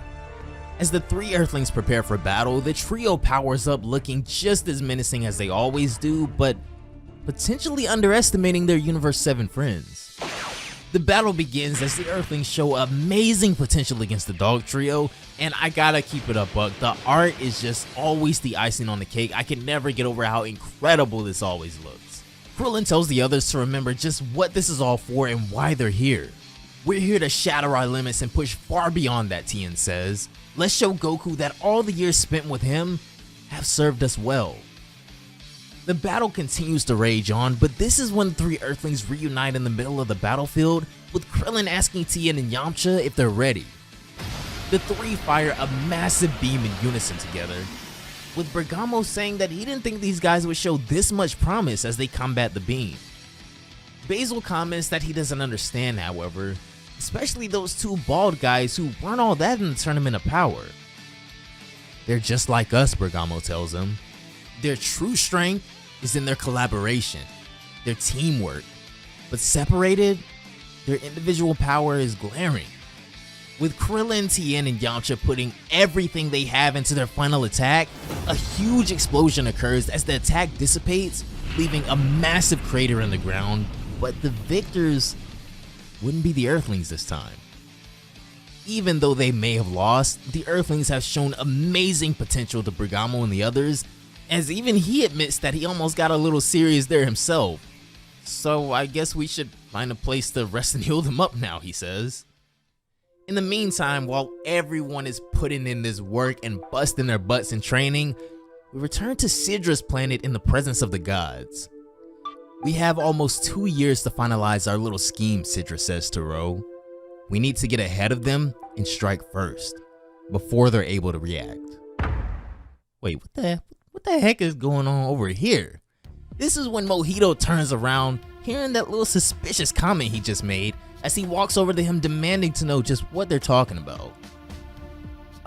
Nothing important, Sir Mojito, Ro says, but Mojito demands that they answer the question that he just asked. What were you talking about? Really, we weren't talking about anything, don't worry, Sidra repeats, but Mojito wouldn't be so quick to let them off the hook. Well, he says, towering over them now, I'll be watching you all the more from now on. Sir, Ro pleads, it's anything but what you think. I can assure you that we would never, ever allow ourselves to act in this way without consulting each other in the face of such divine conflict. Good, Mojito replies, as a very strange encounter comes to an end. When Krillin wakes up, he looks over to see Yamcha bragging to the others, saying, I told you he'd wake up without a sensu bean. Stop being so proud and be thankful, Tien tells him.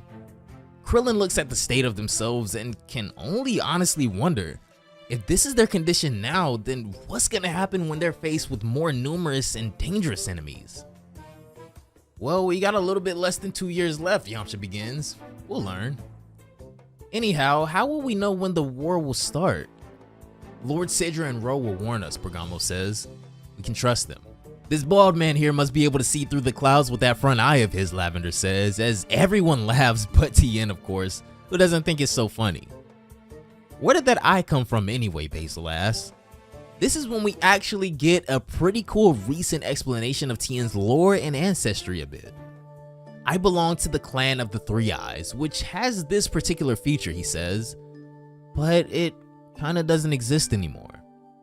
During my childhood, the wise men of my clan loved to tell old stories about the power of the third eye. Some spoke of a divine power, others spoke of a prophetic sign, and some people outside of our clan even saw us as demons. But my elders have always taught me the difference between my strength and my identity.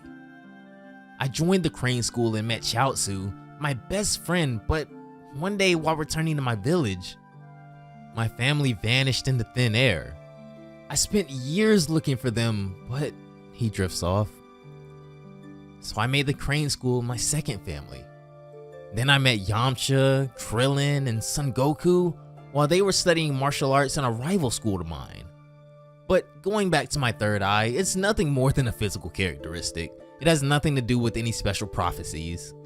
There's a little bit of everything on Earth. I mean, the king of Earth is a dog, for crying out loud, Yamcha comments, which, yeah. So it's not that surprising to see people with an extra eye or even not having a nose. Well, don't look at me, Krillin says, knowing that he is the only fella here with no nose. Well, we were a great team, but that may never happen again, Yamcha mentions, looking down. Why would you say that, Bergamo says. This is when a rather cold silence overcomes the room, but Krillin would proceed to explain the other part of the situation. Goku was in Universe 19 when it was sealed off, so he's not with us anymore, he says. We have to continue on without him. This is not an answer Yamcha is willing to take, however, as he fires everyone's spirits up like he does so well, telling them that Goku is still with them, in their hearts. He taught us so many things, he says, and he always proved to us that it's never too late. We will win this battle, and I'm gonna rescue Goku myself from our enemies, he goes on, as Chapter 8 of the legendary Dragon Ball Kakumei comes to a close. It is very useful for travel between universes, Paparoni says, but I still need to fix some problems. You have to wait a month before you can use it again, so it's not very practical. This is also the same bot that I used to get to Universe 7 from his native Universe 6 also, if you guys didn't know. I've been on Earth for 30 days now. We've lost enough time, he goes on, as 17 and 18 say, well, shall we go? I'm ready, 18 says as she stretches out her arm, excited to train again. For our families, we need to get back on track. This is when we see 17 crouching down as he says goodbye to his children as well, telling them to take care of their mother as he and his sister 18 take off. Marin, be sure to help your aunt, 18 says as the brother and sister leave to train together. I'm counting on you. The Shinbot transportation system is finally ready again as Pepperoni boots it up. Just enter the coordinates and the trip will be almost instantaneous. This is when two other familiar voices chime in as we see someone else approaching them before they leave. Hey there, Hercule says, with Majin Buu trailing slightly behind him. We come to you at the request of the mayor. The only electronic devices still working at the town hall are all burned out after indicating the position at Krillin's house for a brief second, the presence of some unknown device. Has the war started, or was all of that a false alarm? False alarm, Pepperoni tells him. We're simply preparing for a journey back to my world. We just activated my Shinbot. It must have disrupted the magnetic network or something. Sorry for the inconvenience. Pepperoni, scientist engineer, he introduces himself. And you are? Who am I? Hercule boasts. I'm the strongest man in the world. The strongest? Pepperoni replies. I'm sorry, but I don't remember seeing you at the Tournament of Power. Arrogant. I am the greatest Mr. Satan, world renowned for his extraordinary martial arts skills. But as he throws a punch, it's blocked by Sapphire, telling Hercule to get out of the way. He almost hit the baby. Sapphire, come on, don't be rude, Crystal says as Hercule's jaw drops at the sight of her. You're the supermodel Crystal, right? He asks. Yeah, that's me, she replies, and you're Mr. Satan, right? The famous martial arts champion. Hercule is head over heels that she even knows who he is, even though his arrogance is endless as 18 and Pepperoni just roll their eyes.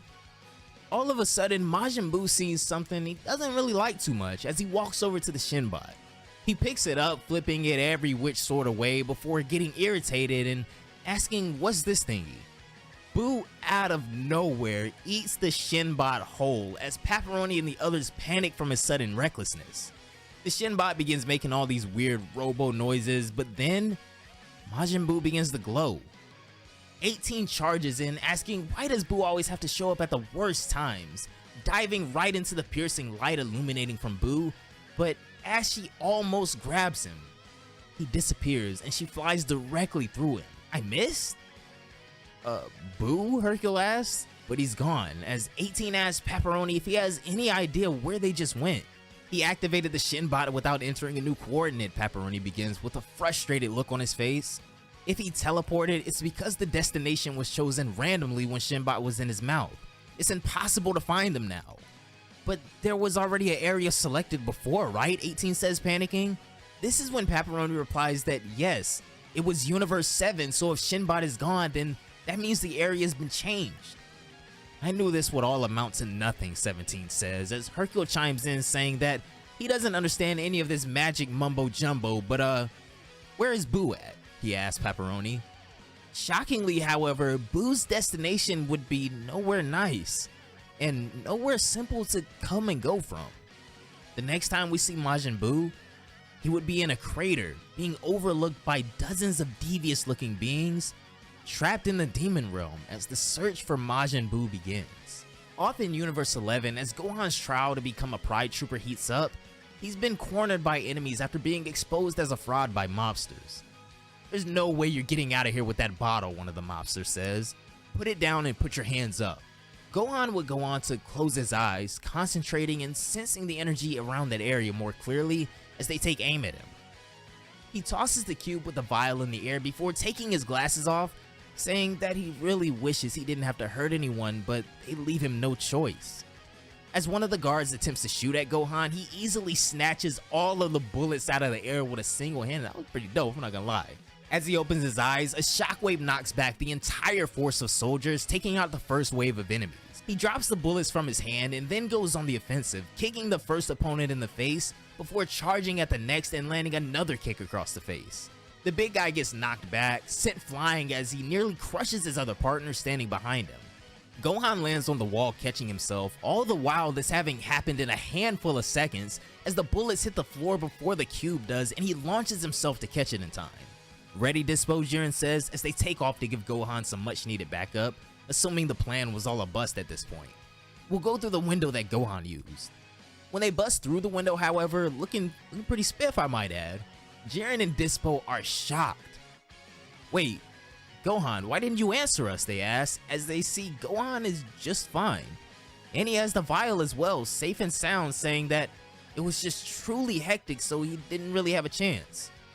Well, you've inflicted more fear than harm, I suppose, Jiren says, as they round up the criminals outside to be transported off. So I suppose you succeeded in your mission.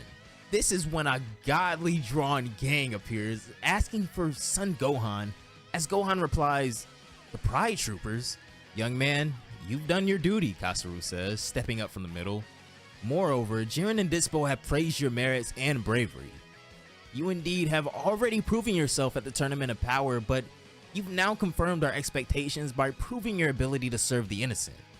In short, all this talk about how you are now one of our proud brothers. Gohan has now officially become a Pride Trooper.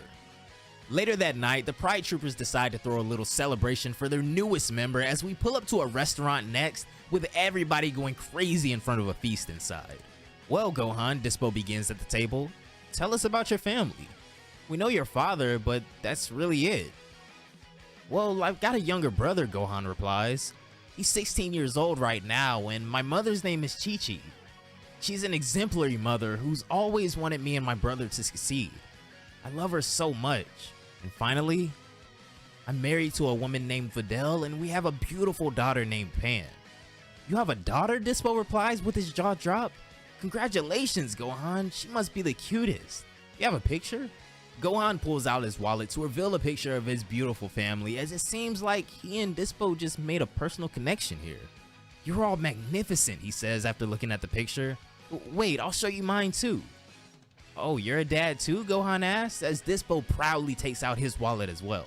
Aren't they just the cutest, he says, showing a picture of him with about a dozen baby purple cats. Wow, Gohan says, chuckling. You have a small family, I see. Yep, Dispo says proudly. This is the last litter. I'm very proud of it.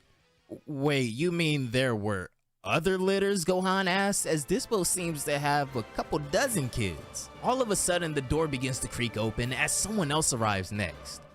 This is when Belmont, all dressed up for the occasion as well, walks in with Topo saying that he's crossed paths with Death, but the current between us wasn't very strong. So I decided to come back, he says, grinning, as I can only imagine what he has planned for the Pride Troopers with the addition of Gohan now. Back on Planet Crib, we return back to the strenuous training Whis is putting Goten and Trunks through, but these boys are both prodigies in their own right. There's nothing we can do, Trunks says.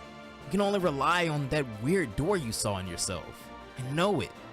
So I gotta succeed, he says, as it seems that for the first time that I know of at least, Goten has momentarily surpassed Trunks. You'll get there, Trunks, Goten tells him. If I made it, there's no reason you can't. Okay, Trunks says, calming himself and closing his eyes. I have to do it. I have no choice. He takes a deep exhale as his concentration intensifies, and this is when all of a sudden, a warm feeling overtakes Trunks as he opens his eyes. Did it work, he asks, as he hears Goten calling his name. Trunks, can you hear me, he asks. I think you made it, but I can't see you. However, Trunks confirms that he can at least see the door, and he says he thinks that they should try and open it. Come on, you can do this, Goten thinks to himself. You have to find a way. All of a sudden, wait. In the reflection of the gilding on the door, I see Gotenks, he says. Hold on, me too, Trunks replies, as Goten plays around in the reflection, saying that Gotenks mimics everything he does. But this is when they notice something weird at that exact moment.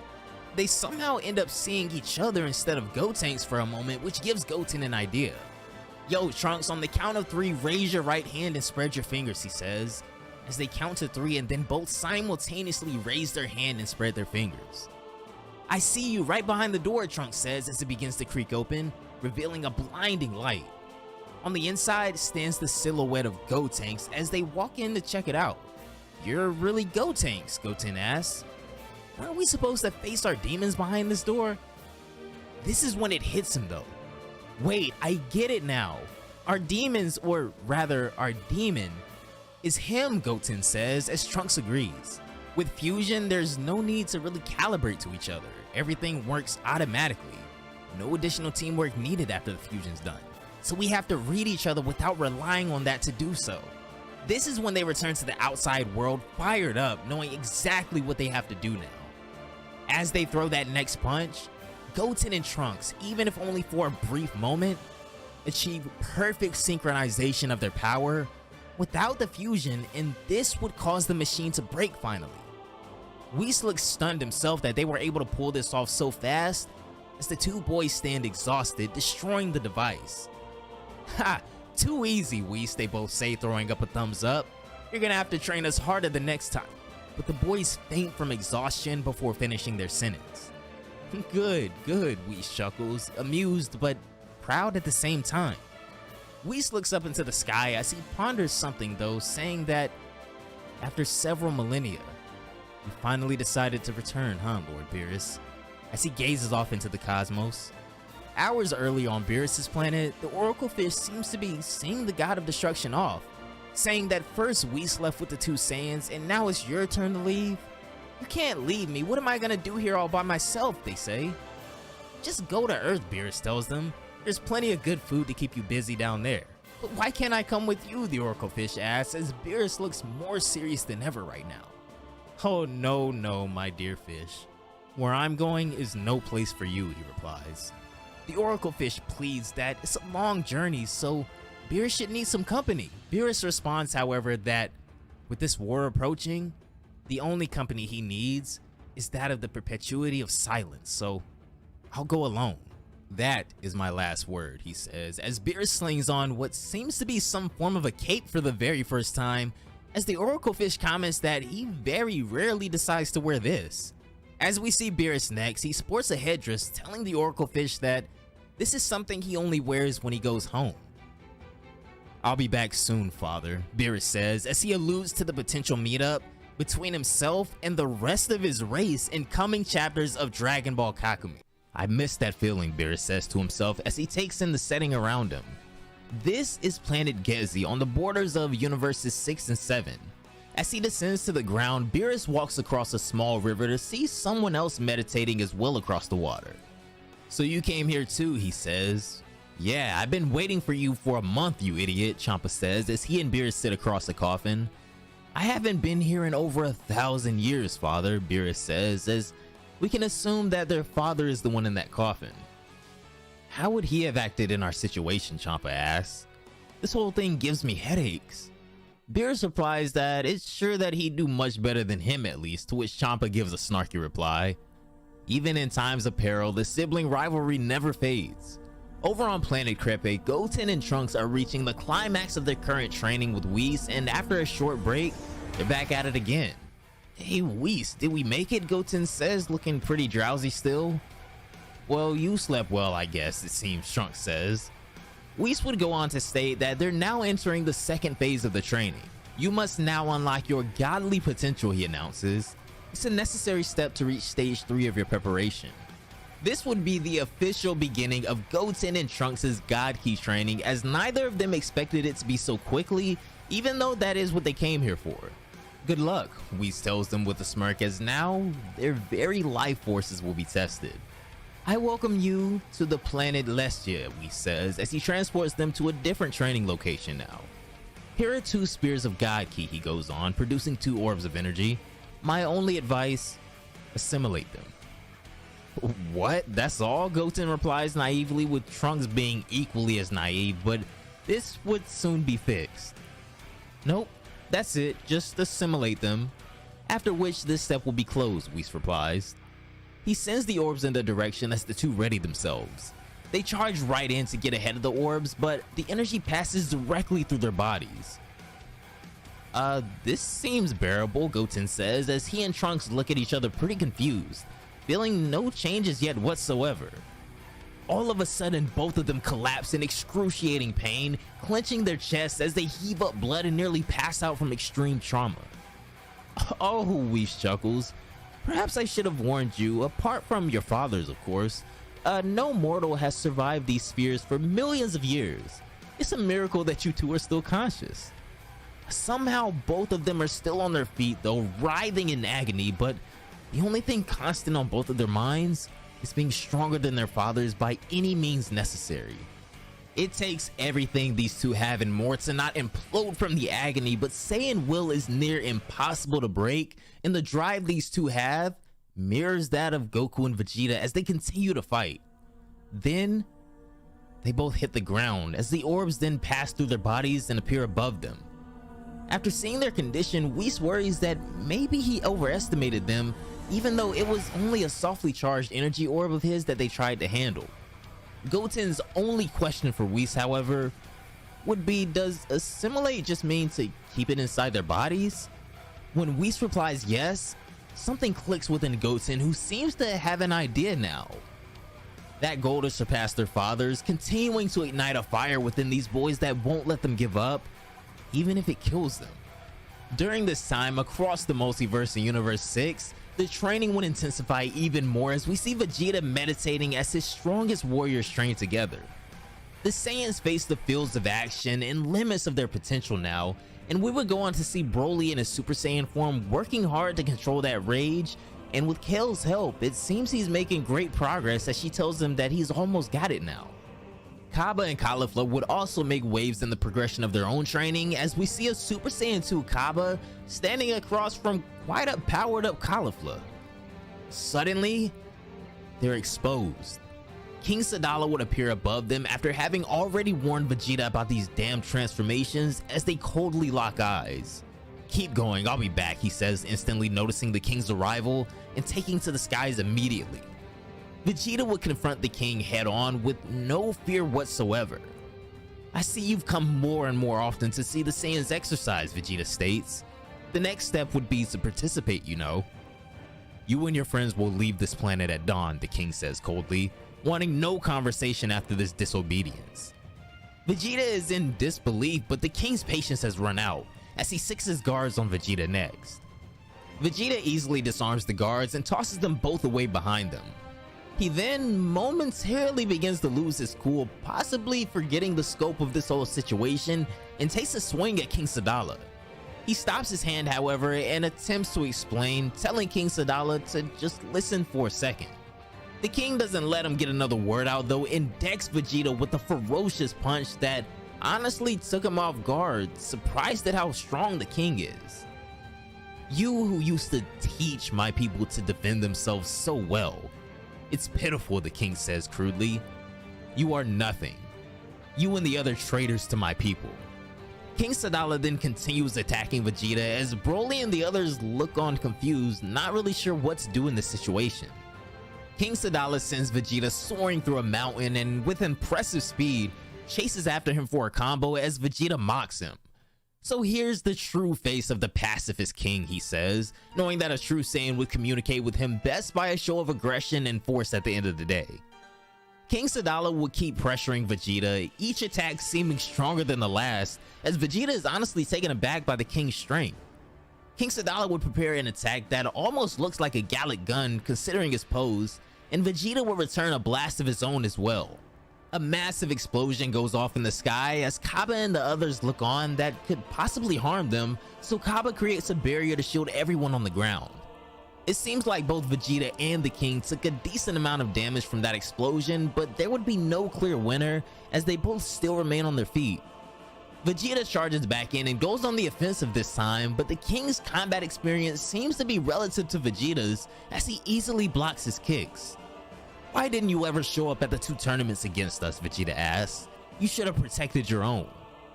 Vegeta is finally able to land a kick on the king right to the chin, but even a full power kick from Vegeta seems to not faze the king as he simply just spits the blood out of his mouth.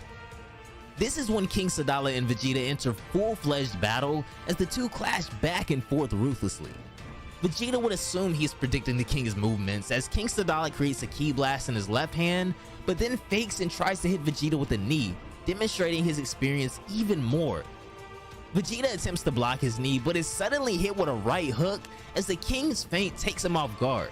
Skill-wise, King Sadala seems to be able to hang with the best of them, but this kinda just pisses Vegeta off, And for a moment, his anger takes over and he returns a critical knee to the king that creases him. This enrages King Sadala, who grabs Vegeta and then angrily tosses him back into the ground. Never such an affront has been made to me by a Saiyan, King Sadala says. You will leave this planet if by force. He launches himself at full speed, blazing towards Vegeta on the ground, but the Saiyan just stands there ready for anything and unfazed by this battle. The fight's becoming interesting, but you always seem to restrict your abilities, Vegeta says. He goes on to meet the king in the skies, and the two collide with a vicious headbutt that sends ripples throughout the lands around them. This panel is probably my favorite in the entire chapter. I definitely got like old school Dragon Ball and DBZ vibes from this, so well done to the team. You guys are amazing at what you do. Two noggins this hard colliding is definitely gonna do some damage, but after taking a few similar headbutts from Goku, King Sadala cannot phase Vegeta like that, so they both recover and get back to it. What Vegeta does next as King Sadala shoots a flurry of ki blasts at him, I'm not even sure how to put into words, as he seems to envision the exact pathways he can take to maneuver every single one of his attacks, and does so with ease after closing his eyes. When he opens them, Vegeta's eyes and aura show a glint of something unbelievable. I can't believe you guys did this. Ultra Instinct Vegeta is displayed as Vegeta's newest technique that he seems to be pretty good at as well. Only momentarily, however, as after Vegeta is within range again, he switches from Ultra Instinct to Super Saiyan to attack the king. The sight of the Super Saiyan, however, throws the king into a raging spiral as his mind nearly collapses from the stress of just seeing this form. Vegeta stops his punch midway as the king seems to be fighting a battle internally at the moment as he looks at him confused. I think it might be time for you to explain yourself, Vegeta says, standing over the king and returning to his base form. What makes you hate this form so much, even though it's only a tenfold increase in our capacities? The king remains silent as on the ground, the Saiyans spectating the battle seem to be confused as to how Vegeta was able to best their king and what this means for them now. The admirals remind everyone to mind their business and return to their training, however. Finally, the king chooses to speak and gives his explanation on why this form is a thing of nightmares for him. This demonic form with golden hair, he goes on, took over my body for the first time the night Gherkin took the life of our previous king. But that evil took away hundreds of lives of innocent people, along with those of my enemies, he continues, recalling that uncontrollable rage. Women, children, even brothers in arms. That outburst caused by my transformation made my hatred into an endless rampage. This child carrying his sister's body within the flames still haunts me. I see, in this facet of my people, only the manifestation of evil. A conditionally accessible form of such hatred cannot be healthy, he goes on. You'll end up driving everyone crazy. Kaba has achieved this transformation through a pure, true protective devotion to you, Vegeta roars back. Would a demon team up with you to protect you? One can't be sure who one's own people really are once one admits that there is nothing more dangerous than a starving man, the king replies. Who do you think you're dealing with? What makes us who we are can't be reduced to a simple form. We're made of our acts, and all too often those of which we're the least proud of, Vegeta admits. The Super Saiyan is a weapon like any other. The key is to use it wisely. What is this heavy burden that I see in your eyes springing from the bottom of your soul, King Sadala asks him. Vegeta confesses that in the past, he massacred entire populations for pure pleasure. This is kinda like his reckoning. What did I just tell you, King Sadala asks. Unfortunate that this form has made you crazy. However, unbeknownst to the king, during that time in Vegeta's life, the Super Saiyan was only a thing of legend whose existence he himself doubted. For me, all is well. It's now up to you to discharge your burden, Vegeta tells him. King Sadala ponders his words and then admits that Kaba did used to tell him about Vegeta, and he remembers that he told him that he was a man who loved his people. So what ultimately made you change and be aware of your actions? Vegeta chuckles and then looks up into the sky as he tells him that he'd love to tell him that it's only because of his wife and children, he goes on. But the truth is that I owe it to the encounter with a warrior greater than myself. A few years ago, I understood where true happiness and where true justice resided. The Earth, his planet that I had then attacked, became my home and I started my family there.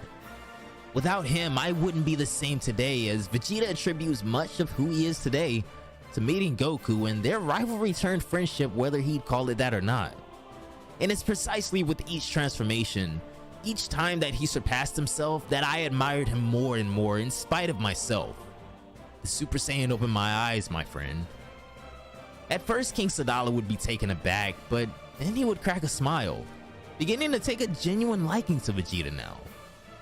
You fell to your knees and you didn't know how to get up, Vegeta says. But I understand you. I'd probably have acted even less wisely than you did in your place. He reaches out his hand as the likeness of Goku resonates off of him in this moment.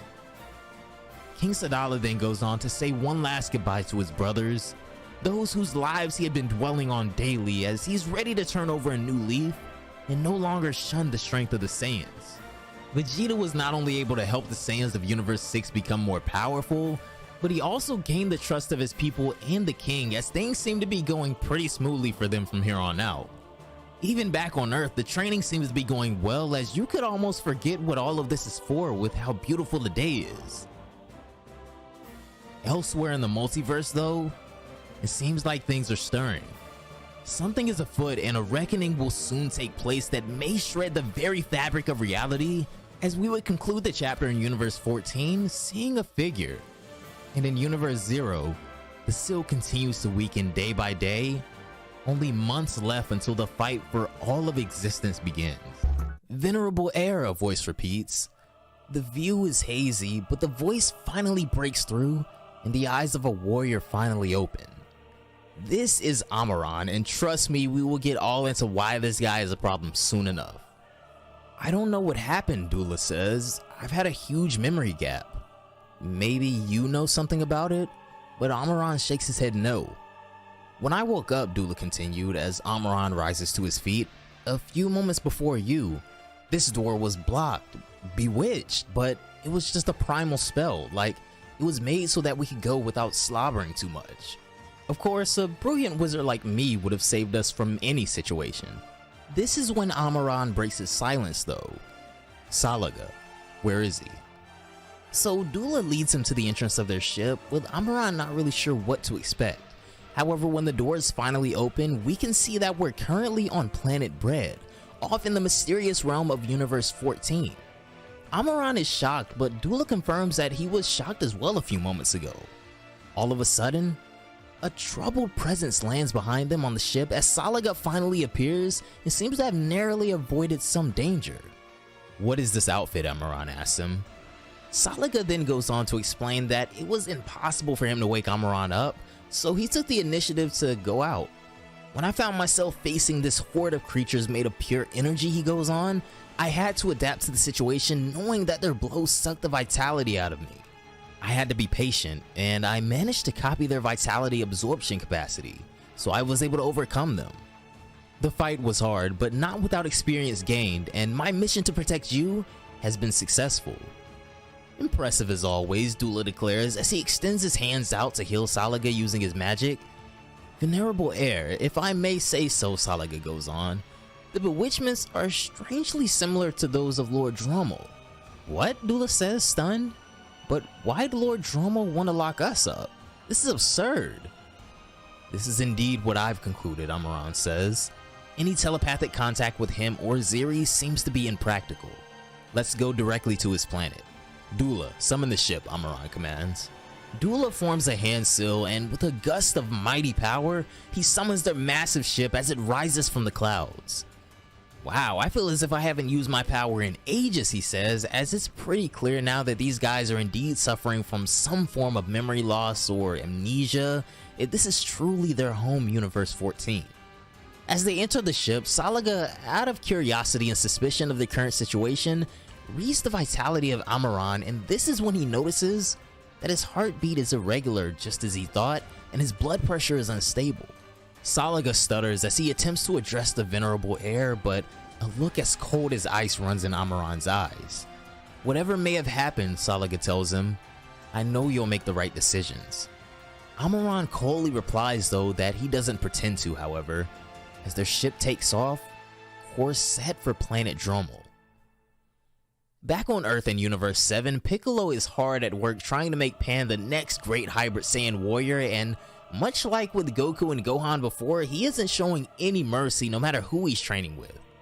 Pan actually lands a funny little kick on Piccolo's neck, but he jacks her up by her shirt just to remind her that she still does have quite a ways to go. If only you knew what your father had to go through to even have the privilege of training with me, he says arrogantly. Pan makes a face at Piccolo, much to his dislike of course, so he tosses her into the sky, forcing her to sink or swim, as he tells her to show him that she's actually worthy. Pan intensely stops her momentum in the sky and begins flying directly back at Piccolo at full speed. She begins gaining even more speed and power as she extends a fist out, and if I didn't know any better myself, I think she plans on piercing right through Piccolo, but as her fist comes within centimeters of his face, she stops and powers down. Feeling that she's proved her own point, Pan backs up and looks pretty proud of herself, showing a great big smile. This is when the two Namekians from Universe 6 appear in the midst of their training again. Piccolo seems to be very pleased with today's result, so he summons his cape and says that in terms of pure physical training, we've come a long way, but rest is also important, so let's not rush things and let's use the time we have properly. I don't mean to sound derogatory, Sanaru says, but is it a good idea to relax with what's ahead of us? Piccolo laughs and calls him a rookie, telling him, don't think that they're just gonna sit around and sip on a bowl of fresh water. You still need to forge your mind and sharpen your knowledge. Our knowledge? Pilina asks. What do you mean by that? You've taught me a lot about our race, Piccolo tells them, but the history of our people in our universe is just as exciting. Let me tell you that I didn't tell you the whole truth. I'm not the only Namekian on this planet. So my intuition was correct, Sanaru says. At the highest point of this planet, beyond the skies in a sanctuary inaccessible by the most common means, lives the god of Earth, who is the person I respect the most in this world, Piccolo says. Back in Universe 14, Amaran's ship finally arrives at planet Dromel.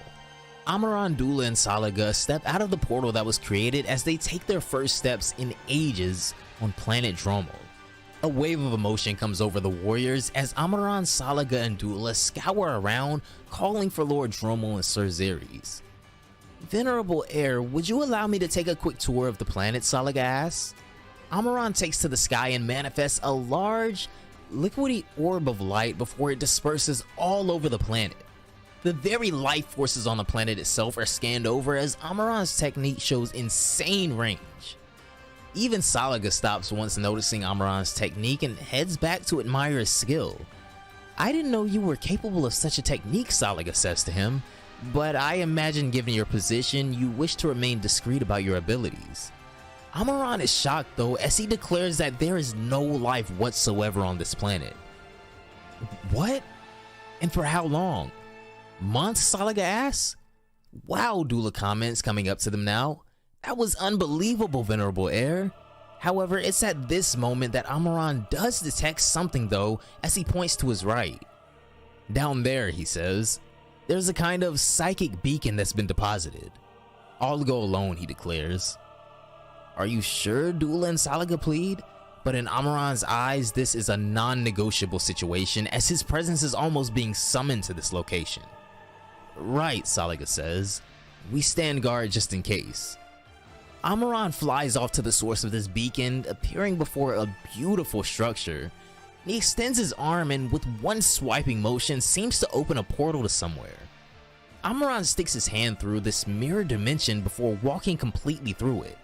When he appears on the other side, something strange happens as his entrance/exit to the outside realm is closed off. The pillars of the altar have come together to open some kind of magic door, Salaga says from the outside as he and Dula await a signal from Amaran. Do you think he got in, Dula says, but this would quickly be answered by the entire formation disappearing before their eyes. I knew it was a trap, Dula cries. We should have never let him go alone. Come, Salaga, let us hasten to find the Venerable Heir. Salaga confirms though that they still feel his presence, however, but it's as if he's in a different dimension to them. I'll focus on his presence as long as I can still feel him, Salaga declares. At the slightest sign from me, destroy the area without any warning, Dula. Back in the mysterious pocket realm, someone appears to be emerging from the shadows as we see a foot appear. Amaran readies his weapon, preparing for an ambush, and begins to take a swing. A piercing light blinds his vision momentarily, however, and the being that ends up emerging from the shadows is none other than Zao, Supreme Kai of Universe 14. "I've been waiting here for you for more than 6 months, Venerable Heir," Zao tells him. "Follow me." They travel down a corridor as Zao explains to Amaran the meaning of all this confusion. "You must be lost. Allow me to apologize. Everything went as we thought it would for the moment." "We?" Amaran asks, to which Zao vows to show him something ahead. As they arrive in a chamber, Zao tells him that he is the only one that can come to this place. "Where are we?" he asks. Zao declares that they're in the hall of the Altar of the Angels, where the scepter of the Angel of the Universe concerned remains when the angel in question isn't using it. Upon the altar lines a staff brimming with divinity as Zao beckons Amaran to take it. He grabs the staff and immediately is met with immense power and a hologram. On the wall in front of them, the staff emits a projection of none other than Lord Drommel, who has recorded a message and sealed it within the staff for safekeeping until Amaran could come retrieve it. "Hello, Amaran. This is Drommel. As you may have guessed, we are no longer here and you have apparent amnesia. Let me refresh your memory," the message goes on. "Our universe has been completely annihilated by the Omni King, while you were only proving day after day your ability to become who you claim to want to be. Then, our universe was restored by a wish-fulfilling dragon from another universe. Afterwards, I was approached by a woman who seemed to be the mother of the angels as well as the companion to the Grand Priest. This hierarchy and childish madness of these so-called rulers of all things having to cease, we took the decision to act and to go first to the Grand Priest himself. And here we are at the moment before your amnesia when you were on planet Bread, looking for your cherished relics. I give you back your memory," Drommel declares as the moments before certain erasure flood back into Amaran's head. His amnesia gone in an instant, a flood of information, emotion, and confusion overcome him as he tries to process everything he's just learned in mere seconds. But a new purpose seems to have spawned within Amaran as he understands the turn of events now.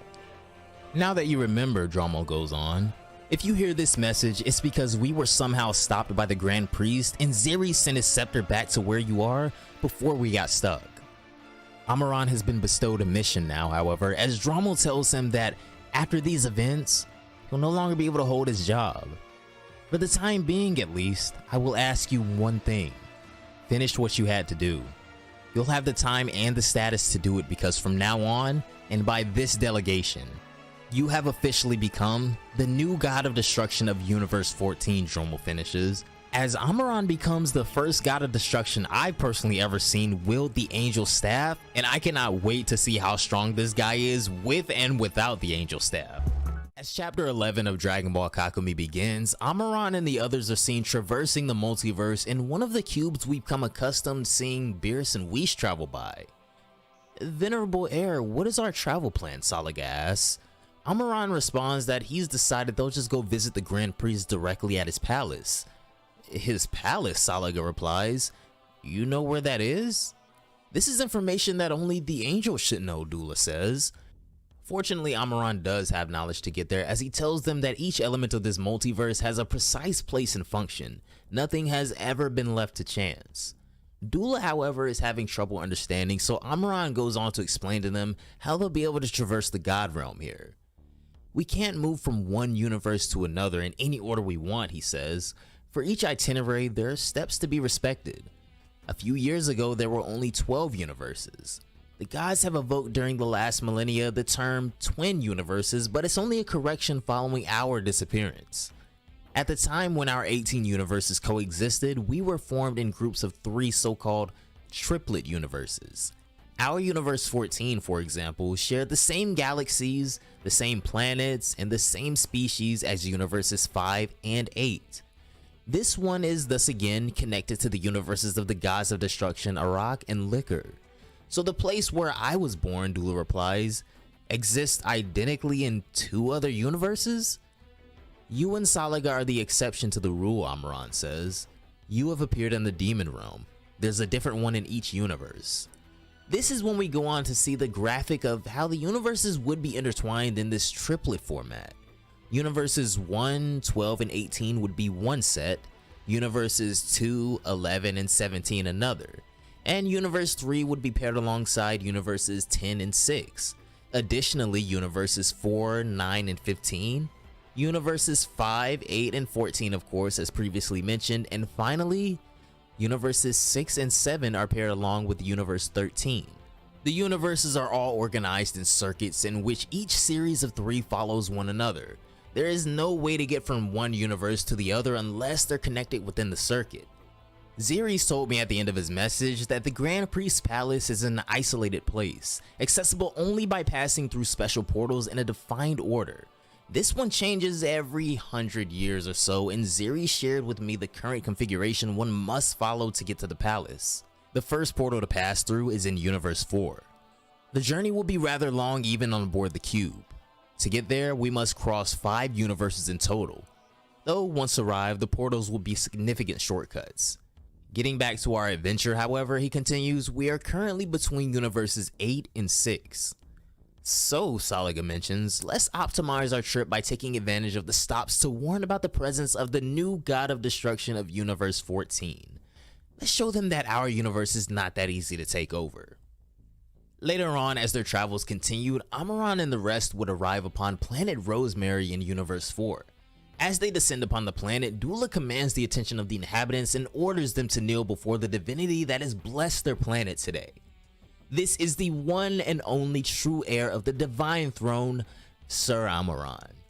The inhabitants of the planet look kinda confused, but Dula is indeed losing patience with those who choose not to kneel. He overwhelms them with his power and forces them to kneel before Amaran and show him the respect he deserves. They're probably a species without any form of spoken language, Salaga says, but Amaran knows better. What are your demands? One of the civilians replies. What would you claim from an insignificant people like us? We are from Universe 14, Dula says as he approaches them, and in front of you is its new leader. 2 years ago at the Tournament of Power, they explained to us that there were only 12 universes, the guy says, not believing there to be a 14th. And you're saying now that you're from the 14th? This has something to do with the Grand Priest's call from months ago. Otherwise, whoever you are, they continue as the other warriors begin to step up as well. You are not welcome here in Rosemary. Wait, so they're already aware of what's coming, Dula says surprised? Aw, and here I was aching to toy with them. It looks so fun to play with those little chicken legs of theirs. You haven't done anything that would be of an offense to us yet, Salaga says. We feel generous today. Allow us to forgive you by kneeling before us right now. Well, sadly for you, I'm actually the most stubborn being in this universe, one of them replies, as the warriors from planet Rosemary rise before them. So it seems like there's no way of reasoning with you, Amaran says, beginning to lose his patience as well. The bird-like warriors begin to power up, but Salaga quickly informs them that a god of destruction will not be lowering himself to their pitiful level, so he and Dula will be taking care of them. However, the warriors are fearless, and even if they shall perish here, they mention that there is a being that won't be too happy to know that there's a god of destruction walking around quietly in his universe. Over on planet Quitella, the god and angel are seen sparring, but this is when Quitella senses a very interesting key in his universe, mentioning he doesn't know who this being is. Cognac, however, says that this could be the energy of a god of destruction, and given the darkness coming from it, things don't seem too friendly. If I don't recognize the key of a god of destruction, it's perhaps that it comes from a resurrected universe, Quitella says. I myself wasn't even a god of destruction when they were destroyed. If I'm not mistaken, it's as if the 2 years that the good old Grand Priest left us have been listened to. No, Cognac replies. I don't recognize this energy either. It is, nevertheless, lower than yours, but the situation itself remains worrying. What would you like to do, he asks. What do you think, Quitella asks, laughing. We're talking about my universe here, and I forbid anyone to intervene in it, either with or without my authorization. Let's go, he says, getting serious all of a sudden, and the two head out for planet Rosemary. The absolute terror and destruction that's taken place on planet Rosemary in the meantime cannot be understated, as the civilians who refuse to kneel before Amaran have been devastated where they stand, and most lie on the ground lifeless as we return. Salaga and Dula, bored as they may look, have taken much joy in the terror they inflicted here today in the name of their lord Amaran. Amaran himself, however, sits atop a mountain of bodies of those who went against him, as he tells the remaining, "We didn't come here to destroy you today, only to tell you that the end of everything will soon begin. It's not too late for you to make the right choice," he tells them. "Don't be on the wrong team. You couldn't do anything against Salaga and Dula, them just using a piece of their power, so do you really think it's wise to oppose me? Furthermore, I myself am nothing compared to Lord Drommel." "Drommel? Who the hell is that?" the last remaining guy says. "Well, I won't bother explaining it to you," Amaran replies. "Think wisely. You hold your people's lives, and who knows, you may have a chance to meet him if you joined us." The lone Universe 4 warrior refuses to give in, however, telling them to go ahead, keep acting so full of themselves. "You have no idea what we're capable of," he begins, but Dula raises a hand and the breath instantly leaves his body. Dula suffocates the lone warrior, however, this is when Quatela comes within range of Amaran being able to sense him, so they hastily take their leave, knowing that they aren't quite ready for this battle yet. Moments later, Quatela is heard standing above the warrior whom we now know as Ganos, demanding to know what happened here. "I don't have anything left," Ganos says. "Forgive us for being late," Cognac says, "but the damage has already been done here." Quatela and Cognac are still both hot on the trails of this energy, however, as Quatela mentions that they seem to be slightly ahead of them. "Do you think we can get to their destination before them?" he asks. "It won't be easy," Cognac replies, "since they are also in a cube. Seeing the direction they're going though, it seems that they're headed for a specific portal. And to think we were hoping for mortals to help us in the war," Quatela says, disappointed as he looks over the carnage. "Most of you won't ever be on point." "Right," Cognac agrees, "and for those of you who have the strength required, we'll need them to not mentally break after such encounters. Cognac, clean up this planet a bit so that it looks a bit more like something, and the few remaining inhabitants forget everything that just happened here. Let's not cause panic unnecessarily. And we'll be taking these three with us," he goes on, to the shock of Cognac. "It's not like you to act in the interest of mortals, Sir Quatela," he replies, but he obliges his request. Over on the outskirts of Universe 4, Amaran and the others have finally made it to the first portal. "So this is what one of those special portals looks like," Salaga says, "and on the other side is Universe 10. After that, there will only be 2 more portals left to use, one to go to Universe 6, and there, another to get to the palace." They fly through the portal and come out on the other side near planet Argon in Universe 10 before descending. 5 months have now passed since the events that took place between Kansei and the Grand Priest, and all 12 universes are continuing to train and prepare as hard as they can for the coming war, in order to defend the legacy of precious generations in the best way possible and the destiny of future generations to come. Over in Universe 11, the Pride Troopers are back on a mission as Jiren mentions Gohan being on a planet called Grill for quite some time now. And it was only a few hours ago that he gave his first sign of life by asking us to join him. He absolutely wanted you to come specifically, Jiren. "It was unconscious to let him go there alone," Jiren says. "I know," Casserole replies, "but we had no choice. All members of the Pride Troopers are mobilized throughout the universe to stop wars or terrorist organizations. Gohan himself offered to go solo." When they do finally arrive on planet Grill, Gohan looks completely different, to the point where even Dispo says that, wow, in just 5 months, he's almost unrecognizable. "Did you seriously think it would have come to this when he first came to meet us?" he asked Jiren. "The only reason I agreed to give him a test was to pay off our debt to Universe 7, Jiren replies.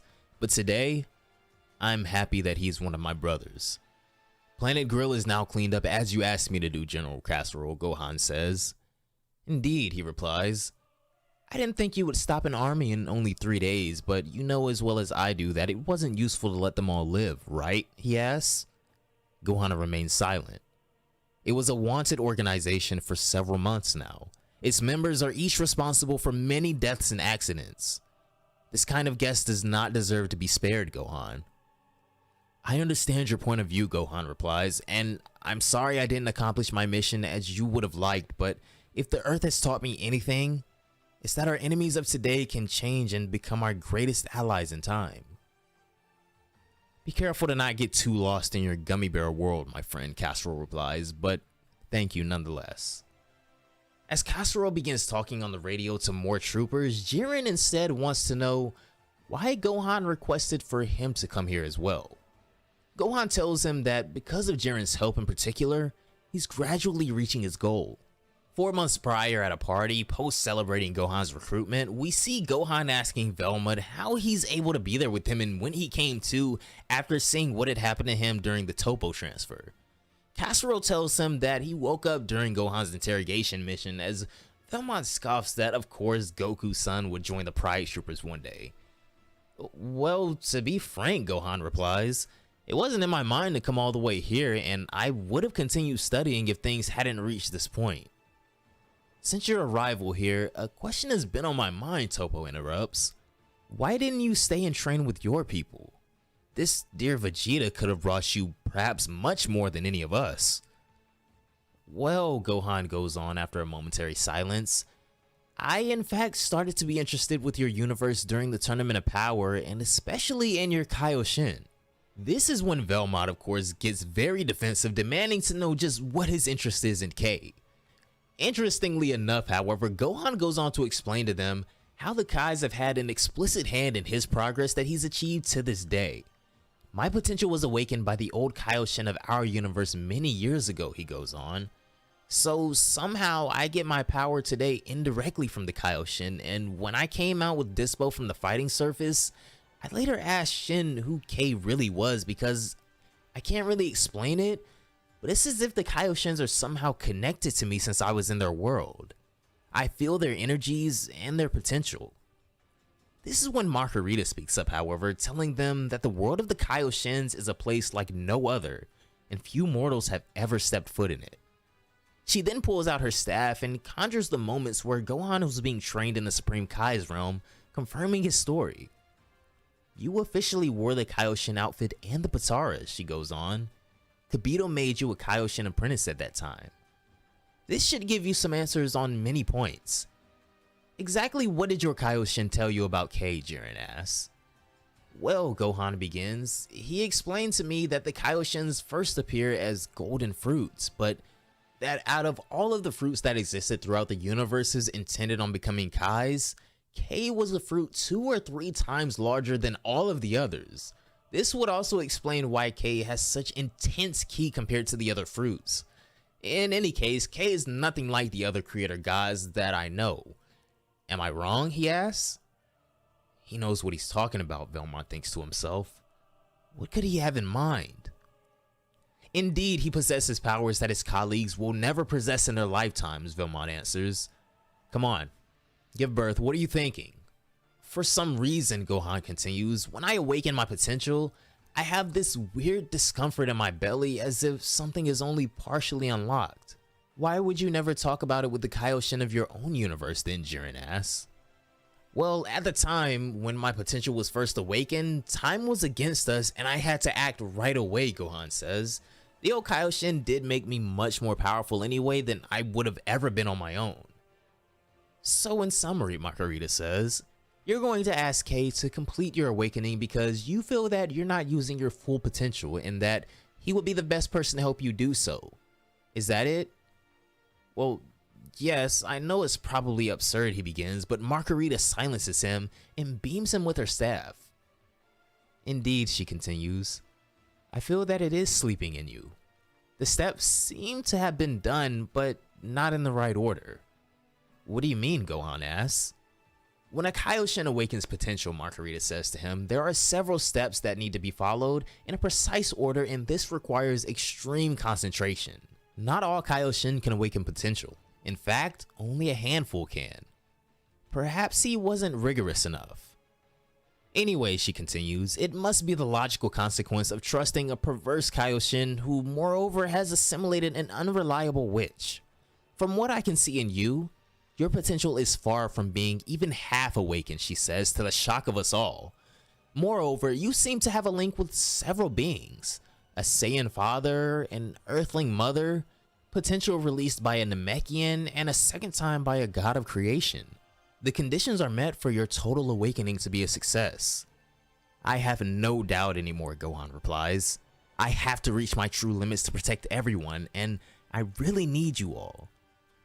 Many thanks, Gohan says, bowing to them, as Dispo says no need to be so formal.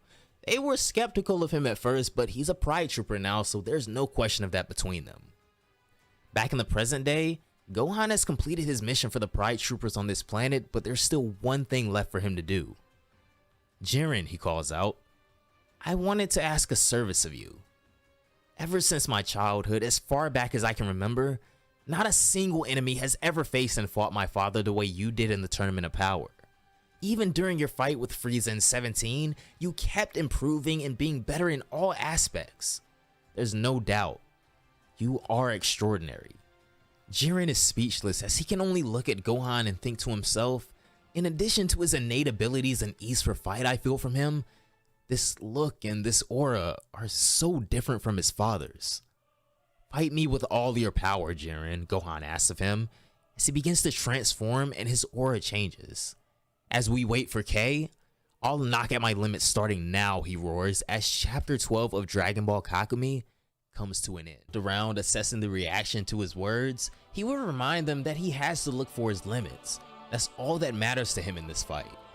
Protect this planet and its inhabitants, Toppo tells Makurita, as there's no reason to think Jiren would turn down this fight. Right, she replies. Gohan hovers in the sky as Jiren provokes him to make his move, and Gohan charges in for the first attack, but he would miss his punch with Jiren dodging. Gohan then whips out a galactic donut surprisingly, but before he has a chance to release it, Jiren mushes him in the face with such force that the galactic donut is still where he left it above his head. He would ricochet and combo Gohan all over the corners of the battlefield, sending his body all over the place until finally his face would come into perfect position for a thunderous punch once more on his head this time. The sheer might of Jiren's power is enough to crumple Gohan, and that previous blow collapses him as he writhes in pain. Jiren kneels beside him before picking the nearly unconscious Gohan up by the hair. I'm completely stunned, Gohan thinks to himself. I can't move. But before he can even utter the thought, another crushing blow hinders his every sense. And another until Jiren finally plants Gohan firmly in the ground with a dive kick. Gohan's body bounces off the ground as if it was made of rubber. Surprisingly enough though, Gohan is still able to get to his feet as everyone looks on in shock. He still has more fight left in him. Gohan goes to take another punch, this time an uppercut, but Jiren easily maneuvers around it and clocks Gohan in the face once more. Somehow though, Gohan isn't seeming to take as much damage as these blows might make it look. He charges up a Kamehameha next and launches a massive beam at Jiren. This guy Jiren though completely ignores one of Gohan's strongest attacks and delivers an uppercut that almost decapitates the Saiyan. Gohan would slam into the top of the barrier enclosing them, continuing to take unbelievable punishment. With each time he's brought to his knees, however, he keeps getting back up, and this starts to remind Jiren of a young determined boy he once knew. In the past, many years ago, a young Jiren would be put through strenuous tests by his master, being put on his backside over and over again, but refusing to give up. Fighting to get stronger isn't enough, his master says. You have to hold on to everything you have to win your fights. What are you talking about, a young Jiren says. I've nothing left to lose. My only family is you, Master Gishin. Jiren charges in again, determined to continue their training, but Gishin delivers a vicious backhand. You have to fight for your values and those you love, no matter how many there are, Gishin roars at him. Because the day you really don't have anything, the day you don't fight for anyone, is the day the flame that burns inside you is extinguished. You shouldn't wait until your loved ones are about to die or in danger to fight on their behalf, he continues. You must be strong for them when the time comes. This would touch Jiren in a way that, to this day, he still remembers this quote. Why do you keep getting up, son Gohan? Jiren asked him in the present day. Because I can still do it, Gohan roars at him. Jiren would then power up even more, prepared to test Gohan with the full brunt of his power, but Gohan doesn't back down. This is when Gohan will get into a stance I've yet to see from him as he gathers massive amounts of energy. Unfortunately, an attack this slow doesn't pass Jiren's test as he appears right in front of Gohan and sends him spiraling with another blow before appearing above him and crushing him again. Gohan would bounce off the ground violently again, but this next attack would be brutal.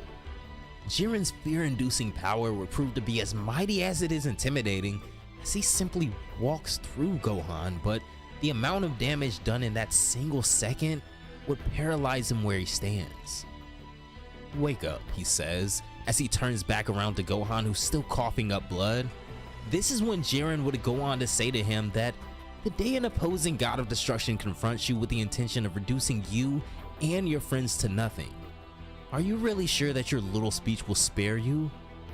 Gohan, completely powered down now, struggles to regain any sense of the word balance.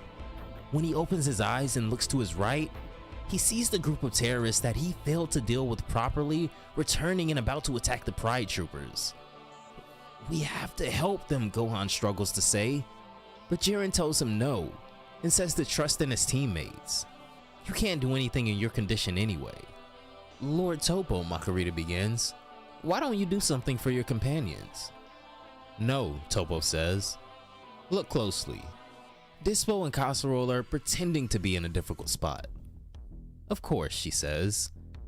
I'll ask you one last time, Gohan, Jiren continues. Why do you keep getting up? At first, Gohan seems to not know how to respond to this, but when he remembers all of his friends, family, loved ones, the answer couldn't be more clear.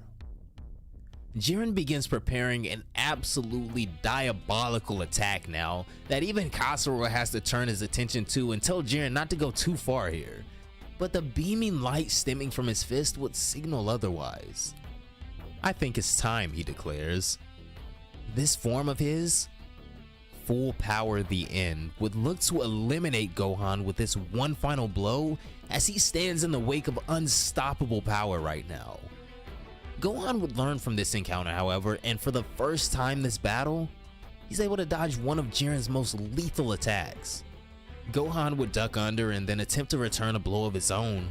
With everything he's learned and everything he has left, Gohan would throw his final punch at Jiren, only to have it easily dodged once again. But something was different this time around.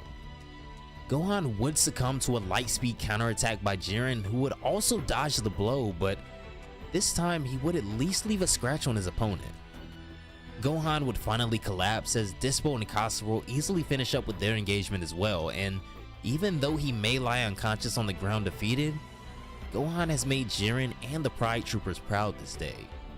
And although the power levels and experience throughout the multiverse vary dramatically, as we saw here today, in Topo's own words, 2 years of preparation for gods who have been training for millions of years is by far too short. As we return to the galactic pillage by God of Destruction Amaran, Salaga, and Dula, as we saw previously, they continue to eliminate aggressive resistance as they make their way through the multiverse to the Grand Priest's palace.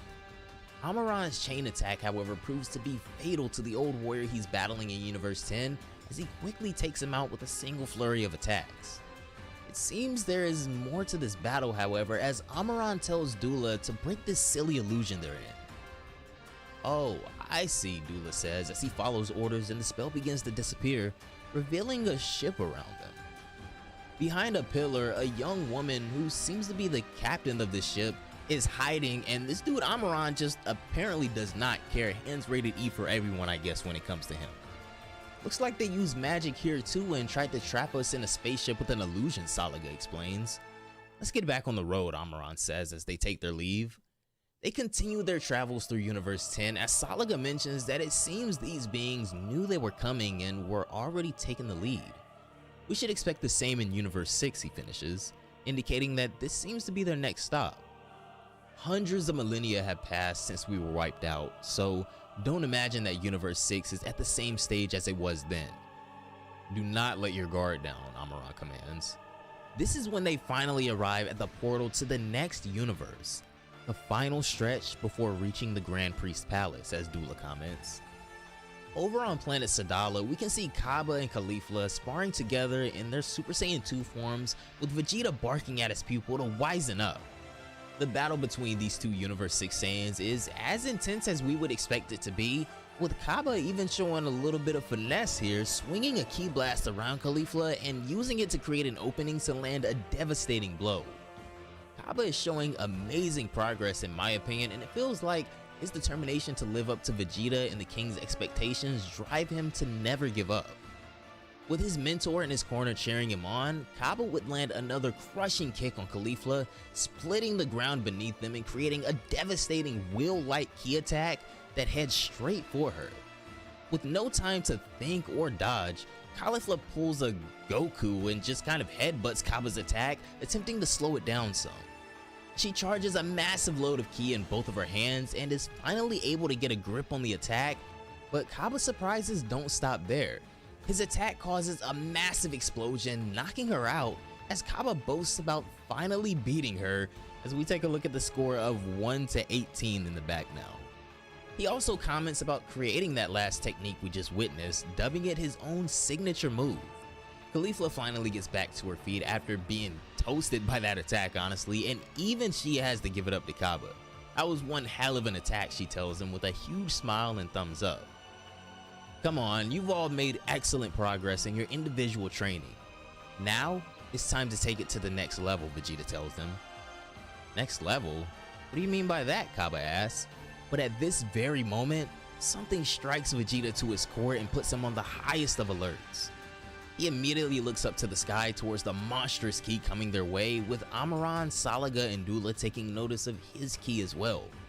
Vegeta immediately moves into action and heads to confront the threat, deeming this ki equivalent to that of a god of destruction. All of a sudden, he stops in his tracks as there is a guarantee that they felt his ki by now as well, so he turns around and warns Kaba.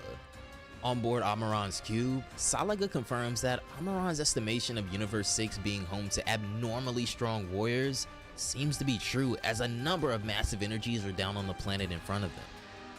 Let's go to the other side, Amaran says, as they slightly change course.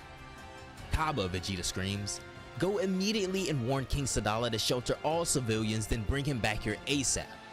Kaba begins to ask questions, but Vegeta commands him to not argue and do what he says immediately. Kaba takes off, and then Vegeta turns to Broly, warning him to prepare for whatever is headed their way. The same goes for you, he says to Kale and Caulifla. Follow me. Kaba enters the palace at full speed, bolting towards the king's quarters, and urges the guards that he needs to speak to King Sadala immediately. Come on, what's going on, Captain Kaba? King Sadala says as he slowly steps out of his room. I have no idea what's going on, Kaba begins, but Mr. Vegeta sent me to tell you that you must order the special forces to announce an immediate curfew and that you must join the training camp as soon as possible. Please, he finishes with a bow.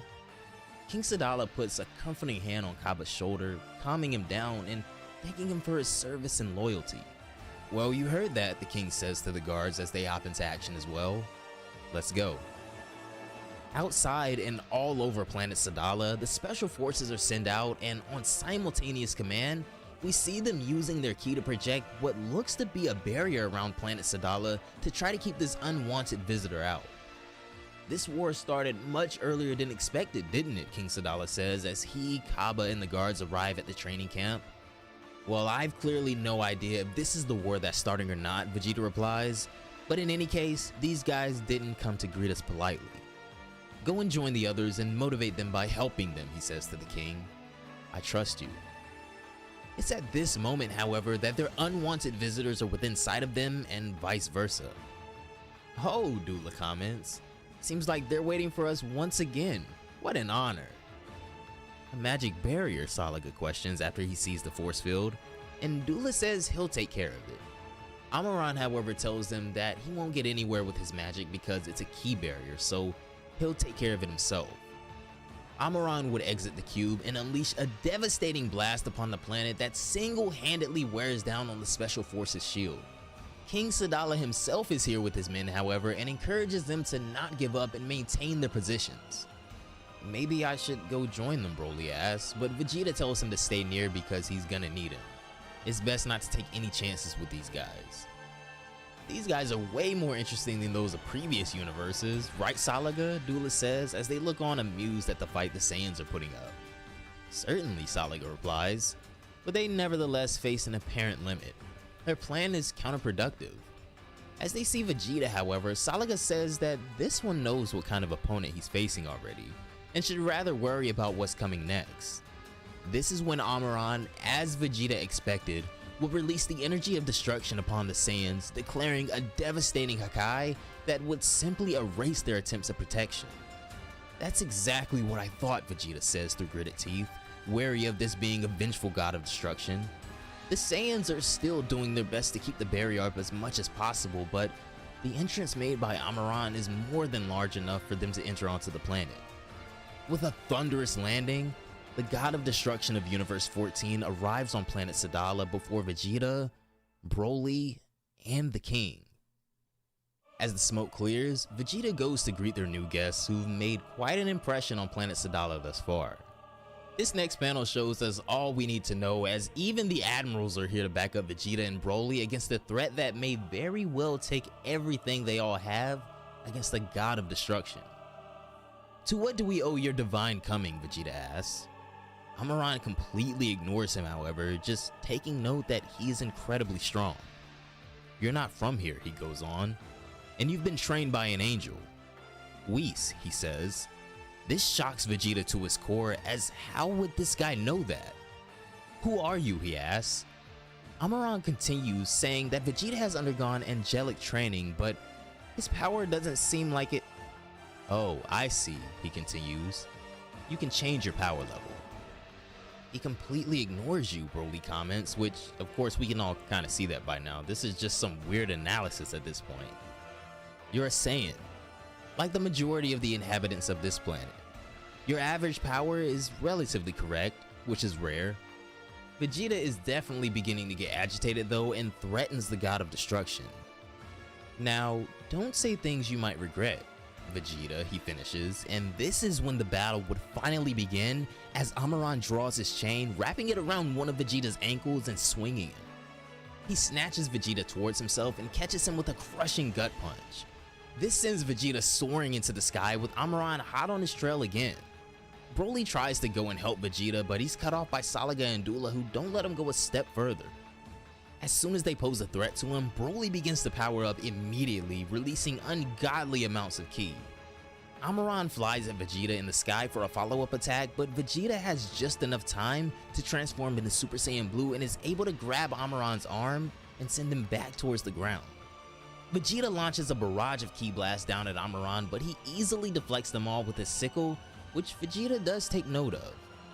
He tries to pull up on the god of destruction for a more close-range fight, but Vegeta is almost stopped in his tracks by the almost illusionary speed of Amaran. He's able to block all attacks from all angles, and eventually Vegeta angrily grabs a hold of Amaran's mask. This is the last time I'm gonna ask you, he roars. But it's at this moment that Broly is also releasing a devastating blow as well. But Dula's magic is gonna strike once more, as we see him snap his finger, and then somewhat of a portal will appear at Broly's target. Who the hell are you? Vegeta roars as he prepares to rip off Amaran's mask, but it will be at this moment that Broly's punch would enter the portal and exit, you guessed it, right across Vegeta's face thanks to Dula's trickery. Upon arrival at planet Sadala, we would see Vegeta barking at Cabba as he spars with Caulifla. At first glance, this just looks like it'd be a regular match, but with Vegeta watching, Cabba was sure to show us something. Now, both of these guys, Cabba and Caulifla that is, were in Super Saiyan 2 during this battle, as we can see, but there would be a jump soon. Kaba's quick thinking and combat experience would show that he definitely knows the ropes of battle, as this move he pulls off reminds me of something Goku might have done in his past, as he manipulates a ki blast around the battlefield, all for distraction for the final blow, and he definitely caught Cauliflower off guard with this one. This is when Kaba does something very interesting and kind of unique though, and the entire reason I decided to make this follow-up video pretty much for him. So Kaba would pull out an entirely new technique as he spins and slams his feet into the ground, creating this enormous shockwave that just rips towards Cauliflower. Her initial reaction to this was pretty eye-opening, as Kaba had created an attack that she had no clue how to stop.